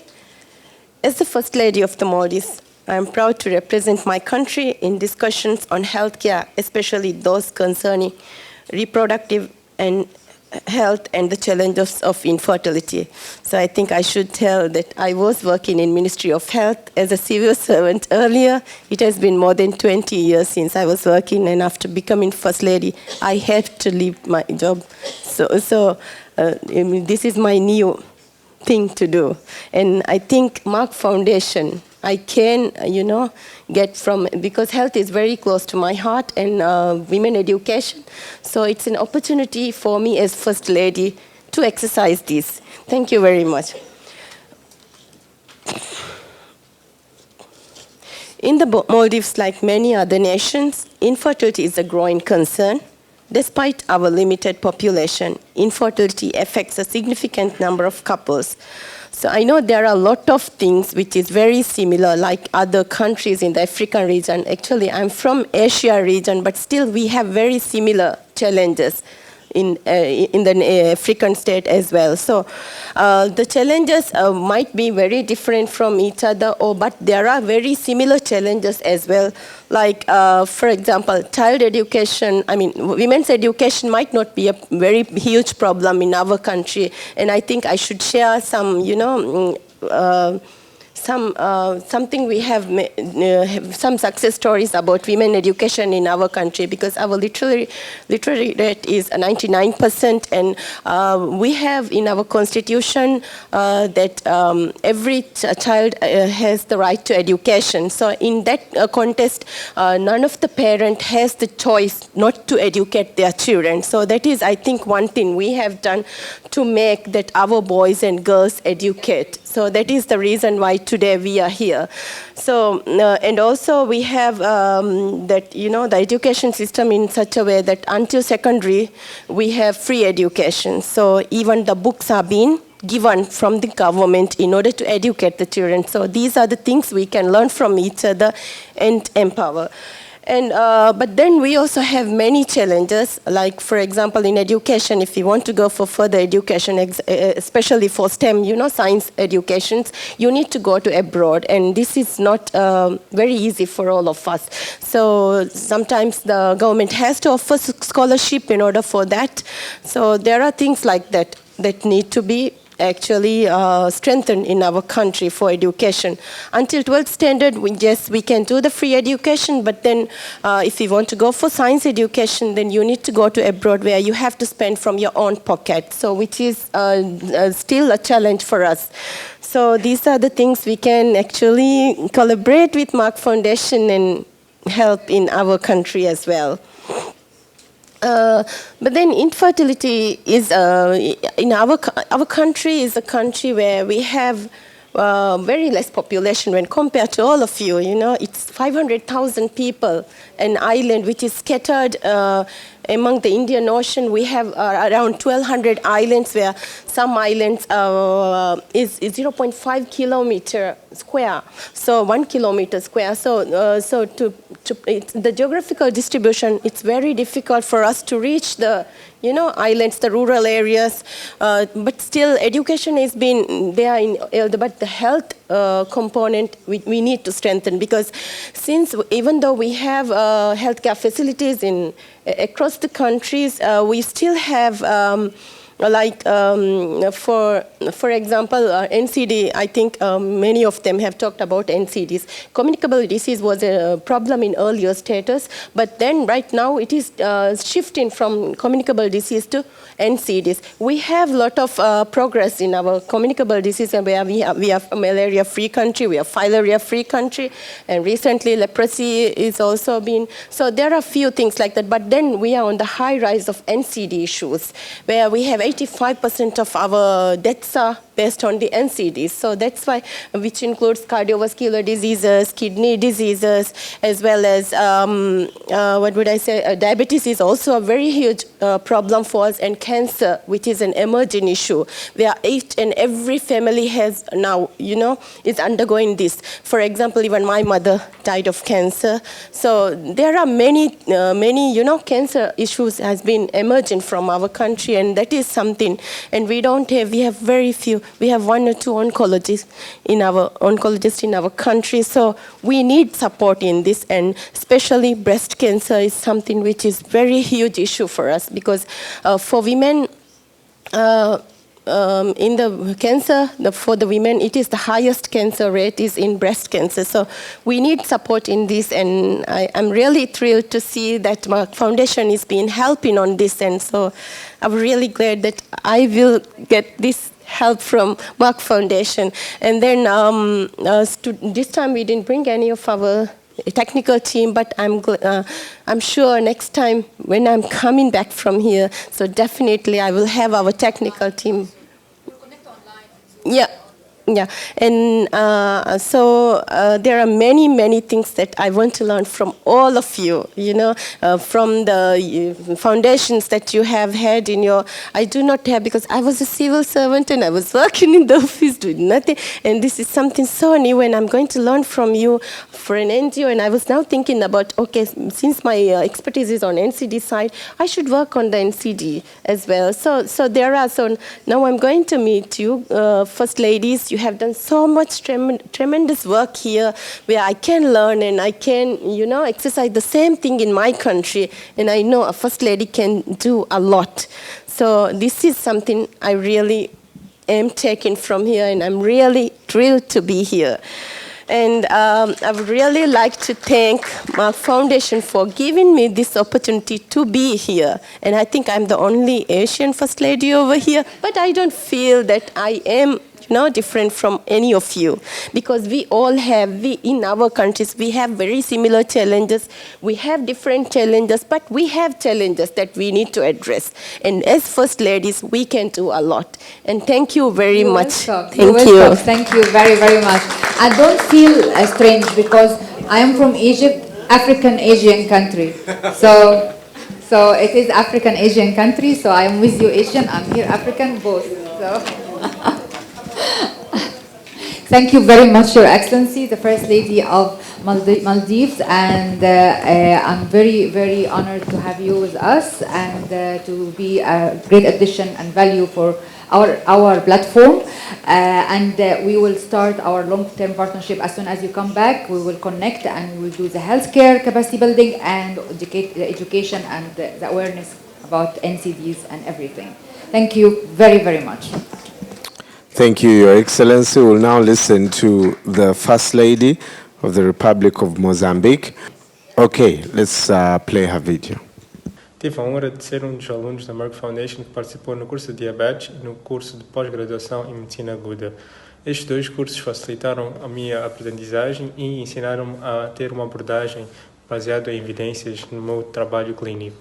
Muito obrigado pela essa oportunidade, Merck Foundation, e muitos sucessos pela frente. Um abraço de Moçambique. Aproveito de já agradecer pela oportunidade dada pelo Ministério da Saúde e a Fundação Merck. O curso decorreu dentro da normalidade e é benéfico para mim, porque até hoje aproveito dos conhecimentos retirados do curso para fazer melhor seguimento aos meus pacientes. Falando concretamente do curso, gostei pessoalmente da abordagem, apesar do curso ser totalmente online. Tínhamos acesso a todas as matérias, tanto da componente clínica como da componente epidemiológica, e tínhamos os resumos feitos pelos professores dentro das apostilas. E, além disso, também tínhamos a oportunidade de realizar as avaliações a cada final do módulo. Isto nos dava a apreciação de qual é o nosso nível de conhecimento. Quero aproveitar para pedir mais uma vez ao Ministério de Saúde e à Fundação Merck que dê mais oportunidade de se realizar esses cursos ao nível do nosso país, visto que a problemática das doenças não transmissíveis está a ser uma realidade, concretamente a diabetes mellitus, graças ao aumento da capacidade diagnóstica a nível das nossas unidades sanitárias. E quanto mais profissionais de saúde puderem se beneficiar do curso, melhor será o segmento desses pacientes ao nível das nossas unidades sanitárias. Também tivemos acompanhamento por parte de alguns professores através das plataformas digitais, que até hoje interagimos quando temos alguma questão ou alguma dúvida em se colocar. Aproveito desde já de agradecer e dizer que aprendi muito com o curso e tive a oportunidade de participar em alguns fóruns de outras doenças não transmissíveis. Espero que essa parceria com o Ministério da Saúde continue, porque é benéfica tanto para os clínicos como para os pacientes a nível das nossas unidades sanitárias. Mais uma vez, vai o meu muito obrigado. Tive a oportunidade de fazer o curso de manejo clínico em diabetes pela Merck Foundation. Dizer que é um curso que, sinceramente falando, é de uma grande valia e que todo clínico deveria ter esse curso para poder ter mais informações sobre a diabetes. Diabetes que é uma patologia que assola o nosso país, bem como o mundo. Dizer que este curso tem várias vantagens. Além de ser online, pode ser administrado em português ou inglês e que tem etapas semanais, como queria dizer, que consoante a disponibilidade da pessoa que está a fazer o curso, vai fazendo.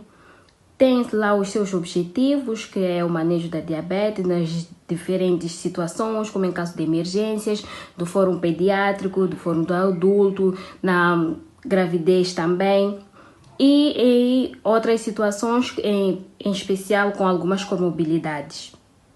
Dizer que, além de casos clínicos que apresentam durante a formação, apresentam vários clínicos, apresentam uma bibliografia, uma revisão bibliográfica vasta, com vários conteúdo atualizado, com base de evidências e que também falam de países com poucos recursos, como Moçambique. Dizer que este curso também fala da diabetes numa abordagem holística. Fala do impacto da diabetes no mundo, em países como Moçambique, fala do impacto da diabetes para o paciente, para a própria família, o impacto psicológico também do doente, o impacto econômico desta mesma patologia, porque vai, neste caso por ser uma doença crônica, vai afetar todos estes componentes da vida do paciente que podem sim afetar aquilo que é a qualidade de vida. Dizer que para quem não fez este curso, se tiver a oportunidade, que façam, abrace-o, que vai ter muita informação que é importante também partilhar com os colegas, porque essa muita informação, para além de ser atualizada, para além de ser a base de evidências, também tem algumas experiências lá de como agir, no nosso caso, em países com pouco recurso, como Moçambique. E dizer que é um curso mesmo com muitas valências, com muita informação. Agradecer à Merck Foundation por esta oportunidade de ter bebido deste conhecimento e estar a usar os conhecimentos que adquiri, não só para a vida acadêmica, porque no momento agora estou na reabilitação, mas é um conhecimento que vou levar para a vida toda, que também serve dentro, neste caso, do hospital ou vida intra-hospitalar como extra-hospitalar, porque tem muita informação que é possível ajudar qualquer um que padeça da diabetes. Obrigada a todos. Merck Foundation, mais uma vez, o meu muito obrigado. Tchauzinho, até a próxima. Venho cá hoje agradecer a Merck pela oportunidade que me deu de ter feito o curso de diabetes. E também de referir também que recentemente candidatei-me para um curso de intervencionismo da Merck e também venho agradecer a Merck por esta oportunidade e por todas as oportunidades que tem aberto, tanto em cursos presenciais quanto em cursos online que eles dispõem, principalmente na área de diabetes. Muito obrigada. Boa tarde a todos, excelências, queridas primeiras damas africanas aqui presentes. Eu quero começar por agradecer e parabenizar a brilhante liderança da senadora, doutora Racha, e do professor Dr. Frank. Eu peço uma grande salva de palmas para o senador. Muito obrigada. Durante a vigência da nossa parceria com a Fundação Merck e na minha qualidade de embaixadora da campanha Mais do que uma Mãe, nós abraçamos 3 projetos interligados de extrema importância que vêm produzindo impactos bastante significativos nas nossas comunidades que muito precisavam de intervenções desta natureza. Em Moçambique, focalizamos o treinamento dos mídias em monopólio para obter sucesso na comunicação e disseminação de mensagens-chave educativas em matérias ligadas à infertilidade, violência baseada no género, combate às uniões prematuras. Nós trabalhamos em colaboração com os líderes comunitários e instituições do governo. Cuidados básicos de saúde preventiva, como as diabetes, o HIV, cancros e outras enfermidades causadoras de morte nas famílias. Também temos a realçar o programa de atribuição de bolsas para os profissionais de saúde, para aprimorarem os seus conhecimentos, principalmente na componente tratamento das diabetes, vem produzindo e continuará a produzir grandes resultados em Moçambique. E os beneficiários diretos desta iniciativa demonstram-se satisfeitos, conforme podemos apreciar os nossos depoimentos. E pela atenção, meu muito obrigada a todos. Obrigada. Your Excellency, the First Lady of Mozambique, Her Excellency Mrs. Aiswara Frau Nussi, for this great feedback, and thank you very much for the success story you shared with us. Bom dia, doutora Racha. Bom dia, doutor Frank. Bom dia, minhas irmãs primeiras damas africanas e da Ásia cá presentes. Antes de mais, doutora Racha, gostaria de lhe desvendar uma história sobre a doutora Racha no meu país. Portanto, São Tomé e Príncipe faz parte desta fundação, vai fazer precisamente 2 anos, em que quem plantou esta árvore foi a doutora Racha, que nós nunca ouvimos falar sobre essa fundação, em que eu, persistentemente, a doutora Racha ligava para mim, eu dizia, mas quem é esta doutora Racha, Fundação Merck, o que ela quer? É mais uma que virá para a África para tirar o proveito dos africanos, porque nós nunca ouvíamos falar. E para lhe dizer que esta árvore hoje já está a dar frutos. Esse fruto no que toca respeito à educação e à saúde. Na saúde, nós já mandamos 2 técnicos para a Índia e também uma de diabetes. E gostaria de dizer à Fundação Merck o meu muito obrigada, doutora Racha, pela resiliência, que a senhora é uma mulher forte e faz das outras mulheres também serem fortes como a doutora Racha. E eu gostaria também de dizer sobre as meninas, o programa Educar Linda. Nós já temos 40 bolseiras, em que o dinheiro já chegou à conta da Fundação Vida Nova, em que no meu regresso irei fazer a distribuição e no próximo encontro a doutora Racha irá ver o vídeo das meninas. Aproveito essa oportunidade de cá para dizer à doutora Racha que no continente africano, não isento de todos os países cá presentes, gostaria de fazer um pedido especial, que se pudesse nos ajudar em São Tomé e Príncipe, porque na África nós temos muitos produtos naturais em que podemos transformar em pensos higiênicos. E um dos problemas sobre a saúde da higiene é precisamente sobre este penso. E não sei qual é a oportunidade da Fundação Merck em nos ajudar a transformar esses produtos locais para transformarmos em penso. Portanto, meu muito obrigado. Há muito que dizer, mas já sabemos que a maioria já falou e os problemas são idênticos.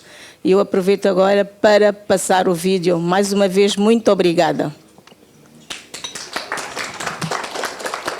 Thank you very, very much, Your Excellency. We'll watch the video.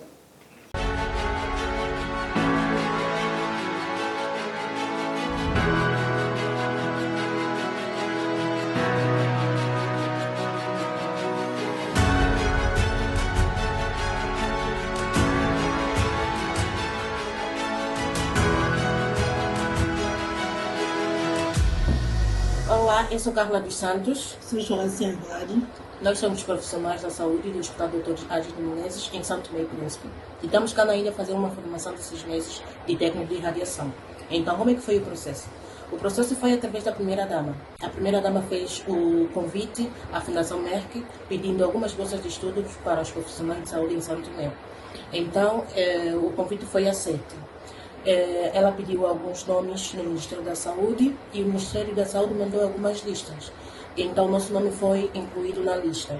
Então, fomos selecionadas para a bolsa cá na Índia. É uma formação na área de radioterapia. É uma especialidade médica focada no tratamento de oncologia.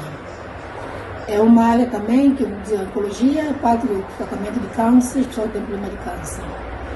Também já agradeço pela oportunidade que nos deram cá, eu vim fazendo essa formação. Agradeço a primeira-dama pela oportunidade. Espero que essa iniciativa não pare por ali, né? Que haja mais parceria, que mais pessoas podem beneficiar daquela formação. E desde já agradeço. Obrigada por tudo. O nosso muito obrigada.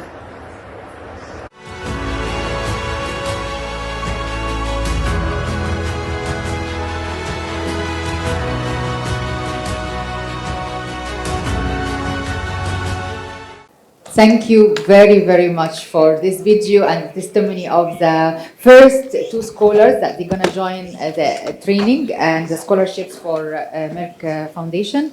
And thank you, Your Excellency, for this gratitude and the nice words that you, and also your dedicated effort to make this happen. And I'm looking forward to see the scholarships of the girls next year. And I'm sure we will be able to make more doctors or enroll more doctors into the scholarships program of Merck Foundation. Thank you very much for this. And now the First Lady of Zanzibar. Good morning. Oh, afternoon, right? Good afternoon, everybody. My fellow First Ladies, my sisters. Since yesterday till today, it feels like we have the same mother. It feels like a family to me. It's so nice to have you here in Tanzania. I promise I'll do my level best to come to your countries too, to see what you really do. I also have a short video. I think it's best if we watch it first.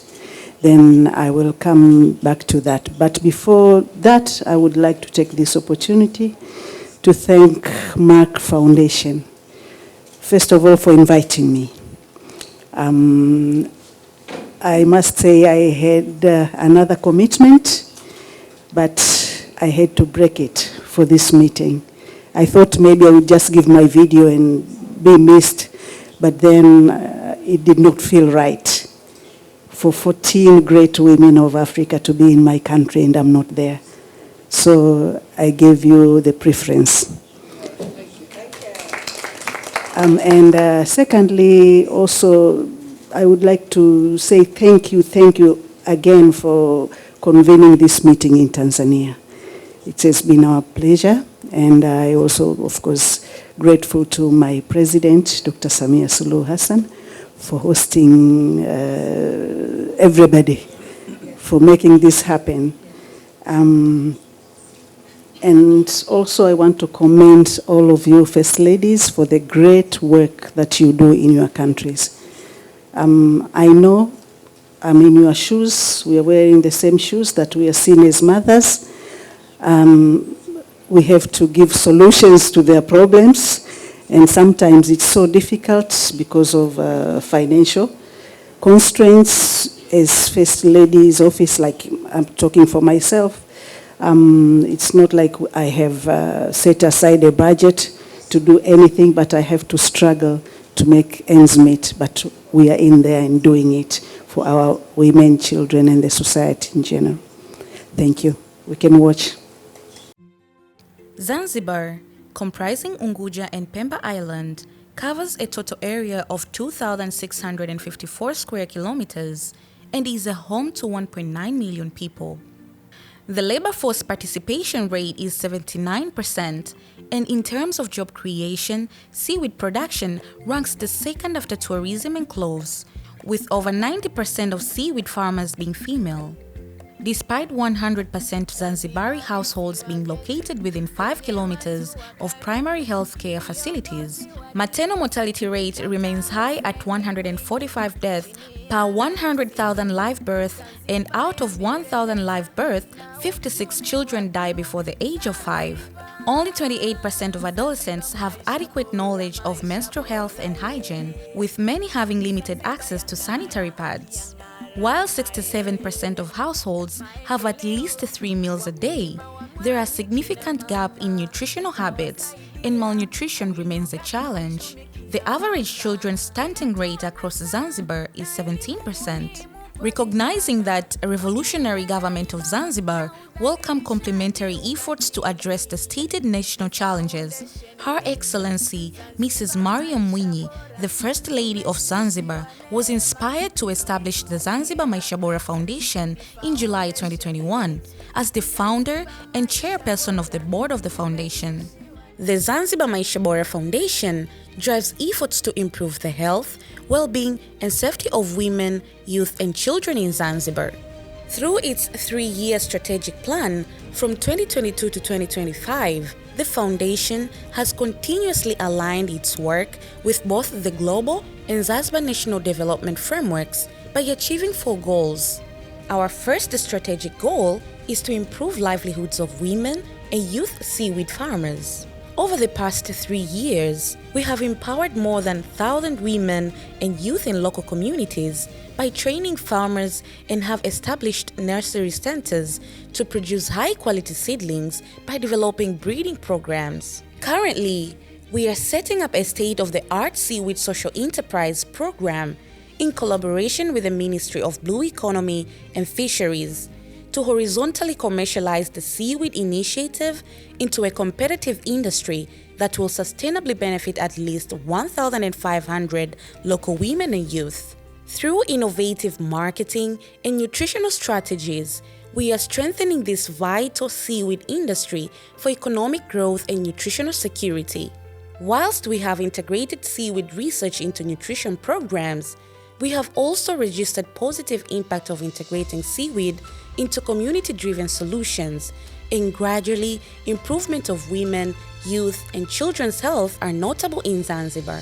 As from 2021, the First Lady Mama Mariam Mwinyi has championed a homegrown Tumaini initiative, which accommodates a small-scale production industry of reusable hygiene pads, thus enhancing access to menstrual health of about 5,000 adolescents and young girls.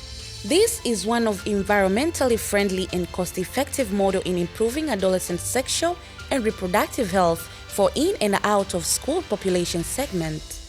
With her passion on healthy lifestyle, Her Excellence Mrs. Mariam Mwinyi in year 2021 conceived a flagship program known as Mariam Mwinyi Walkathon, which began with the 5 kilometers monthly walks together with the communities. Since October 2023, in collaboration with the Ministry of Health Zanzibar, The walkathon has been tagged with the quarterly Afya Bora, Maisha Bora campaign that entails medical camps that offer reproductive, maternal, child, and youth health services, including specialized services such as oncology and cardiac services, which has reached more than 17,000 people. Our efforts towards reducing stunting and maternal mortality rate caused by malnutrition and anemia through our nutrition initiatives, such as Village Health and Nutrition Days, we have reached more than 12,000 people with information, education, and services in nutritional issues, maternal health, antenatal care, and family planning, whereas about 5,000 children were vaccinated through integrated routine immunization. We have actively engaged and worked with more than 150 community health workers who are essential in delivering health, education, and services in communities, whereby they conduct screening for nutrition amongst the under 5 children and continue to identify first clinic referrals for pregnant women. Our third strategic goal is to create an enhanced safe environment to protect adolescent girls and boys against gender-based violence. In March 2024, we launched the Zanzibar Says No More campaign under stewardship of Commonwealth Secretariat, graced by Right Honourable Patricia Scotland KC, Secretary General of Commonwealth, in recognition of integrating gender-based violence as a health concern. This campaign aims to create awareness and combat domestic and sexual violence against women and children in Zanzibar. In collaboration with the Ministry of Community Development, Gender, Elderly and Children, the Foundation have co-designed the Zanzibar Gender-Based Violence Case Management Information System, which is an integrated system aiming to streamline data management, providing accurate information on gender-based violence cases and services, supporting better decision-making and strategic planning.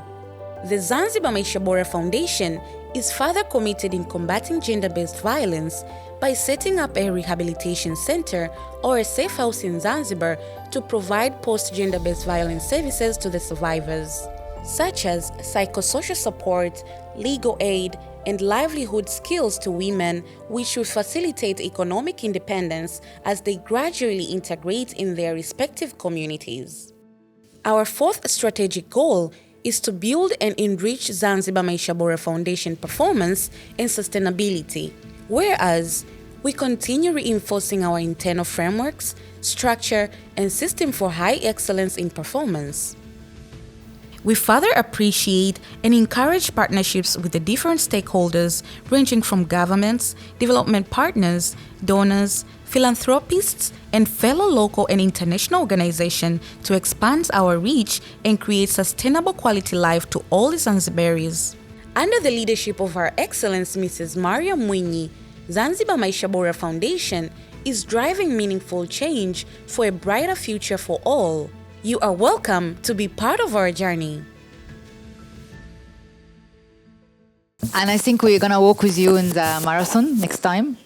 So, and of course, we're looking forward to start our partnership and with Merck Foundation and your foundation, Your Excellency. It will be great to also add value with you and make it a great success together. Thank you very much. That is what you saw is what Zanzibar Maisha Bora Foundation is doing. In a nutshell, it is within 3 core areas. That is economic empowerment, as we have seen for this seaweed women farmers. And you would ask why seaweed farmers, because 90% of seaweed farmers in Zanzibar are women. And I wanted to empower women. So that was a bigger group for me to pick. And of course, it was in line with the blue economy agenda of Zanzibar. So women of Zanzibar contributing greatly to the blue economy agenda. Secondly, it's within health, as you have seen. We are dealing with health of women, children, newborn, and adolescents, in the sense that also nutrition is also one of our agenda within the health component. But the best part is when we do our camp, as you said, as you have seen the free camp, we are doing everything in that camp. It's normally very big, from doing the medical part of it, but to education part of nutrition, HIV, AIDS. We go to every aspect, cancers, and doing all the screening. Because what we believe in, first of all, we do physical activity, meaning we want to prevent those non-communicable diseases by regular doing exercises. But secondly, early detection for our screening, we are telling them, and also the habit of doing medical checkup. We are instilling these values to our people. But then there are those that have already gotten the problem. Early detection is good, and we do also specialized treatment to them and referrals, as I explained also yesterday. We also do that because we work closely with the Ministry of Health. So we do all the referrals. This is also another area I would see we can easily go in with the Merck Foundation. I feel like you are falling into my my choice of areas. I chose wisely because all economic empowerment, health, and gender-based violence, you just fall in easily. I can't wait to see you come in and give scholarship to our doctors. And another important issue I wanted to talk about is you're coming in the right time, because our government, our president has built a lot of hospitals, 11 big hospitals within these 3 years. 10 districts, all districts have now district hospitals in Zanzibar, and we have regional hospital, one state-of-the-art, I must say. One is ready, but the others are coming. We need manpower, we need health workers, we need specialized. These hospitals are equipped with theaters, with modern equipments, but yet to have qualified people to serve in those hospitals. We need even nurses, everything. Rely on us on this. Thank you so much. This is very important. You know, empowering and training doctors, for me, is very important, more important than anything. I believe that a good doctor in your life is more important than your family. This is what I believe 100%, especially, no, because Dr. Professor Frank, when you are ill, yes, it's better, yeah. Because, for example, when you are ill and you don't know what you have, and you cannot continue with your life, quality of life is so bad, and you go to doctors and they don't know how to diagnose you, how to treat you.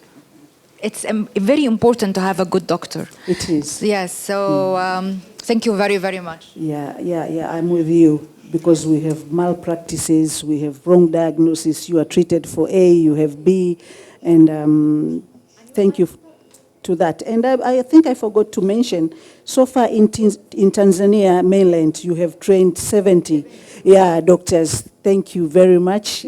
Scholarships for Tanzanian doctors. We thank you very much also for empowering us to do that. And I was very proud to see them yesterday, and these nice statues we had. It's really a very nice souvenir.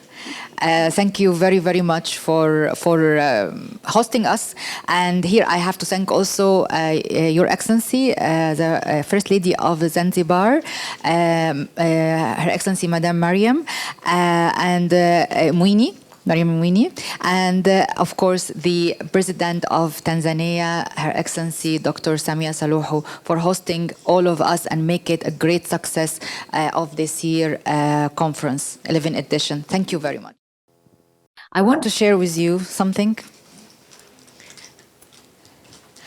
This is the animation films we have done based on the storybooks that we created together with the messages. And I just want 1 minute video of each. This is Jude Sugar-Free for diabetes. Jude was not bothered about James' concern. He went on eating more sweet foods day after day. As the days passed by, Jude started noticing something quite unusual. My goodness, not again. Jude would wake up several times at night to wee. It was so uncomfortable. Not only that, but he also noticed that he would wake up very thirsty.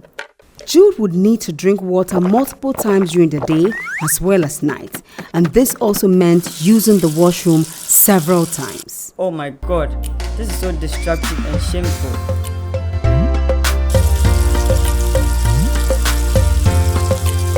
What is it? This appears to be the third time you woke up to use the bathroom. You even look a bit fat. Very unusual.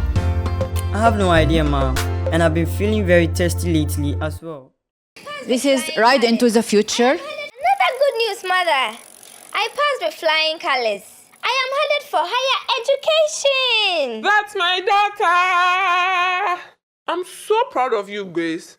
I have no doubt you are going to sail through all the challenges ahead. Life in the city will be quite different. We need to prepare our list of items to buy to prepare you for the next phase of your education. Thank you so much, Mother. I am truly grateful for the support. Finally, Grace and her mother arrived at the university campus. It was a whole new beginning for her. Even though Grace found herself in a male-dominated class, she was not deterred. In fact, she proved more of a tough student to beat the top-scoring positions in most of the subjects. Her success in first-class student achievement did not come as a surprise. Grace became a successful engineer after graduating from the university. Mark's pressure about hypertension awareness. Not again. A new office, a new beginning. Oh no, not again. This bout of headaches again. The transfer came with more responsibilities. Soon, Mark's desk was swarmed with loads of documents. The pressure had doubled this time. Oh dear, I'm tired, but I need to get this work done. Hey Mark, what's up? You don't look too good. Oh, nothing much. Just some bouts of headaches and back pains. I do have occasional blurry vision and neck pain. Neck pain? Mark, you need to get a medical checkup. This could be signs of some sort of illness. No, I don't need to see a doctor. I think I'm just stressed out. I still suggest you see a doctor. Unfortunately, taking migraine medication didn't work. Whoosh! The headache keeps getting worse by the day. What can I do? Hello, Frank. How are you doing today, Mark? I'm still in bed. I may be late for work today. Have you gone to the hospital already? I will do so before coming to work. Thanks. What is it, Jacqueline? Is Jacqueline rescue My about father child said he marriage? cannot pay my... What is it, Jacqueline? My father said he cannot pay my school fees anymore, so he's going to marry me off. Marry? What? This is not right. Marriage is not for children. I would have to speak to your father against this plan. Mrs. Aisha sends Jacqueline back home with a promise to visit right after sorting out her students for the morning lesson. When she arrived, she was met with an unpleasant surprise. Oh, Jacqueline, you are here. Come over. Today is your lucky day. Uncle Sadiq is here to marry you. See all the bride price and beautiful gifts. I cannot believe I'm having to do all this on a daily basis. Cleaning and washing of clothes, ironing, going to the markets, and cooking for the house. I was never prepared for this. Hello, are you Mr. Sadiq? No, I'm not. Hey, stay where you are.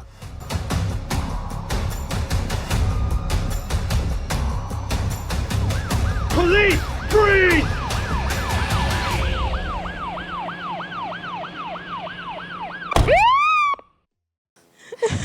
This is about more than a mother. How can you be so cruel like that? Mama boy, how can you be so cruel like that? What did we do to you? Let's go, my boy. Jane, my love, please don't cry. You know how much I love you. Don't mind anything she says. She just said that I'm barren. You know, I also love children like every woman. Don't think about what she said, and I don't mind having children. What business do you have for me? You see, David, we have been thinking about you. We know you are sad because your wife is infertile. Let's help you and find you a fertile young wife. Okay, now I see the kind of business you called me for. Let me tell you something. I can never leave my wife. Infertile or not, I love her. Hello. Hello. Doctor, I have brought my wife for the treatment. You think she is infertile? That's okay. But you can't tell before we do the test. It might be you who has infertility. What? Me?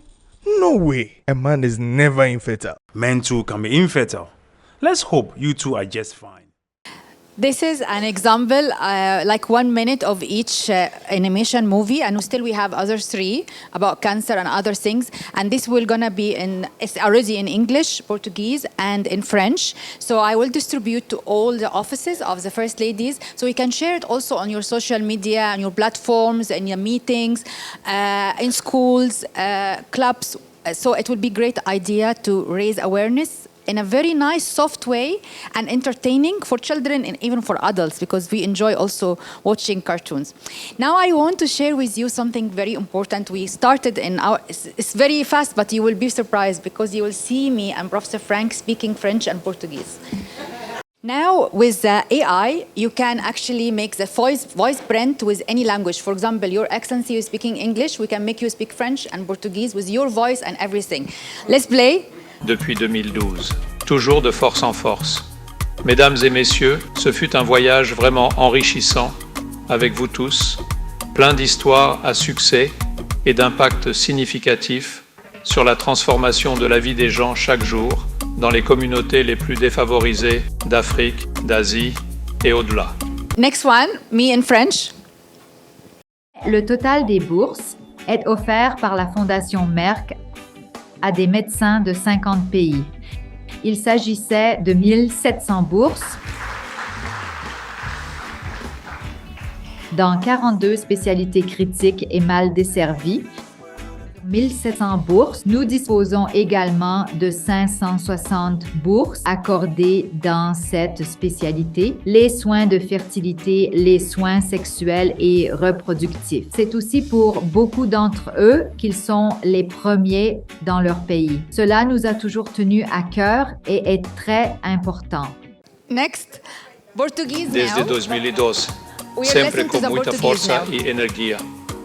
Senhoras e senhores, tem sido uma jornada verdadeiramente gratificante, juntamente com todos vocês, cheia de histórias de sucesso e um impacto significativo de transformar a vida das pessoas todos os dias nas comunidades mais desfavorecidas da África, Ásia e Além.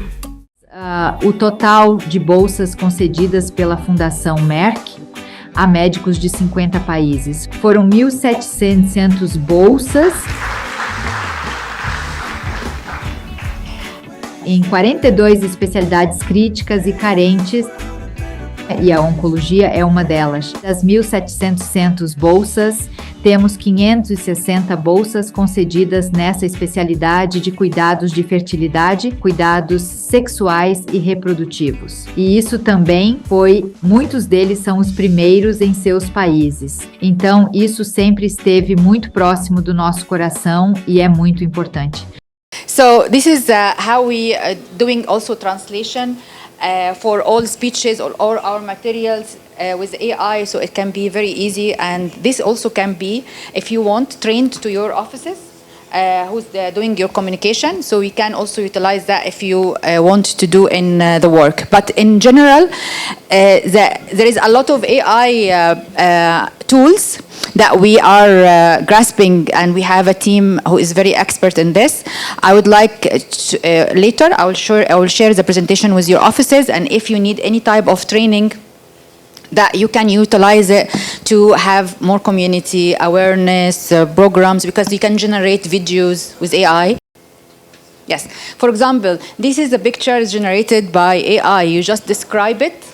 You describe what you want, and then it generates this picture for you and videos with all the things. You just, for example, educating girls and so on. So you can actually, with no time at all, with very much small tools and resources, you can have a whole campaign of awareness materials.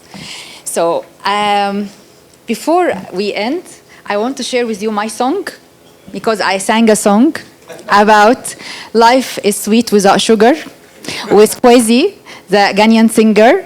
He created the melody, I created the lyrics and the composition of the music.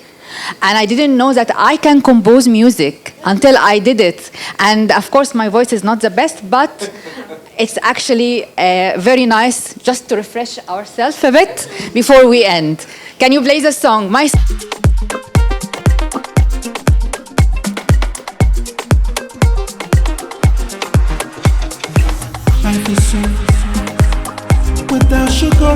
more sugar.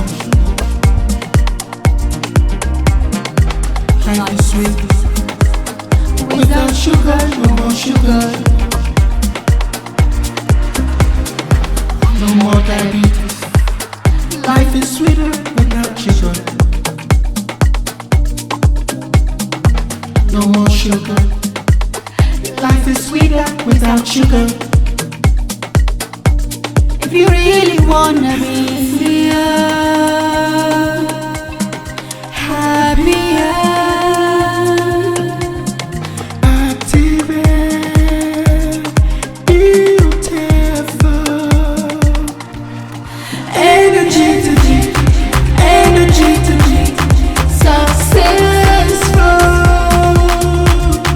energy to me, successful.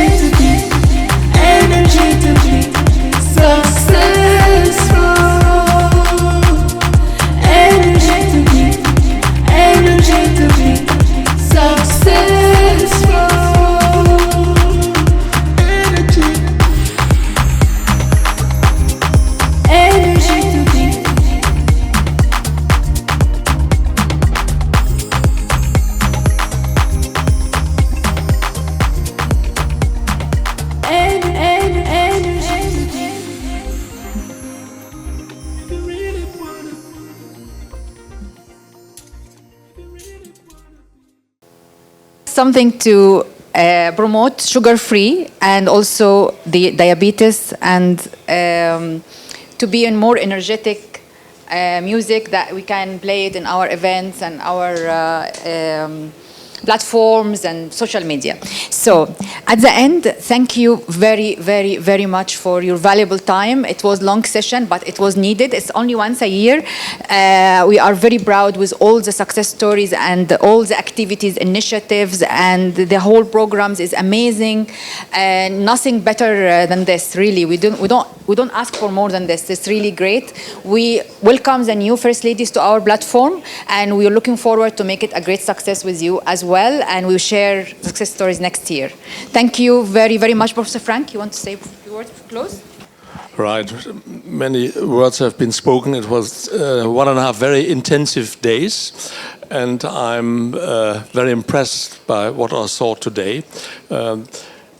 The thing is, each First Lady has a different approach to things, yeah, individually, but at the end of the day, we all want to achieve the same, and that's fantastic. And you saw the artificial singing, and next year when we meet again, I hope that each of you will perform a similar song, different, of course, than the one we just heard today. No, thank you very much again for the great work you are doing, and that we all together achieve really a lot. And that's the main thing we do, because one has to admit we all are privileged compared to many of the people who live in our countries. So, have a safe journey home. Hope to see all of you next year, the next alumni meeting. And thank you. Continue your good work. That's all I can say. Thank you very much.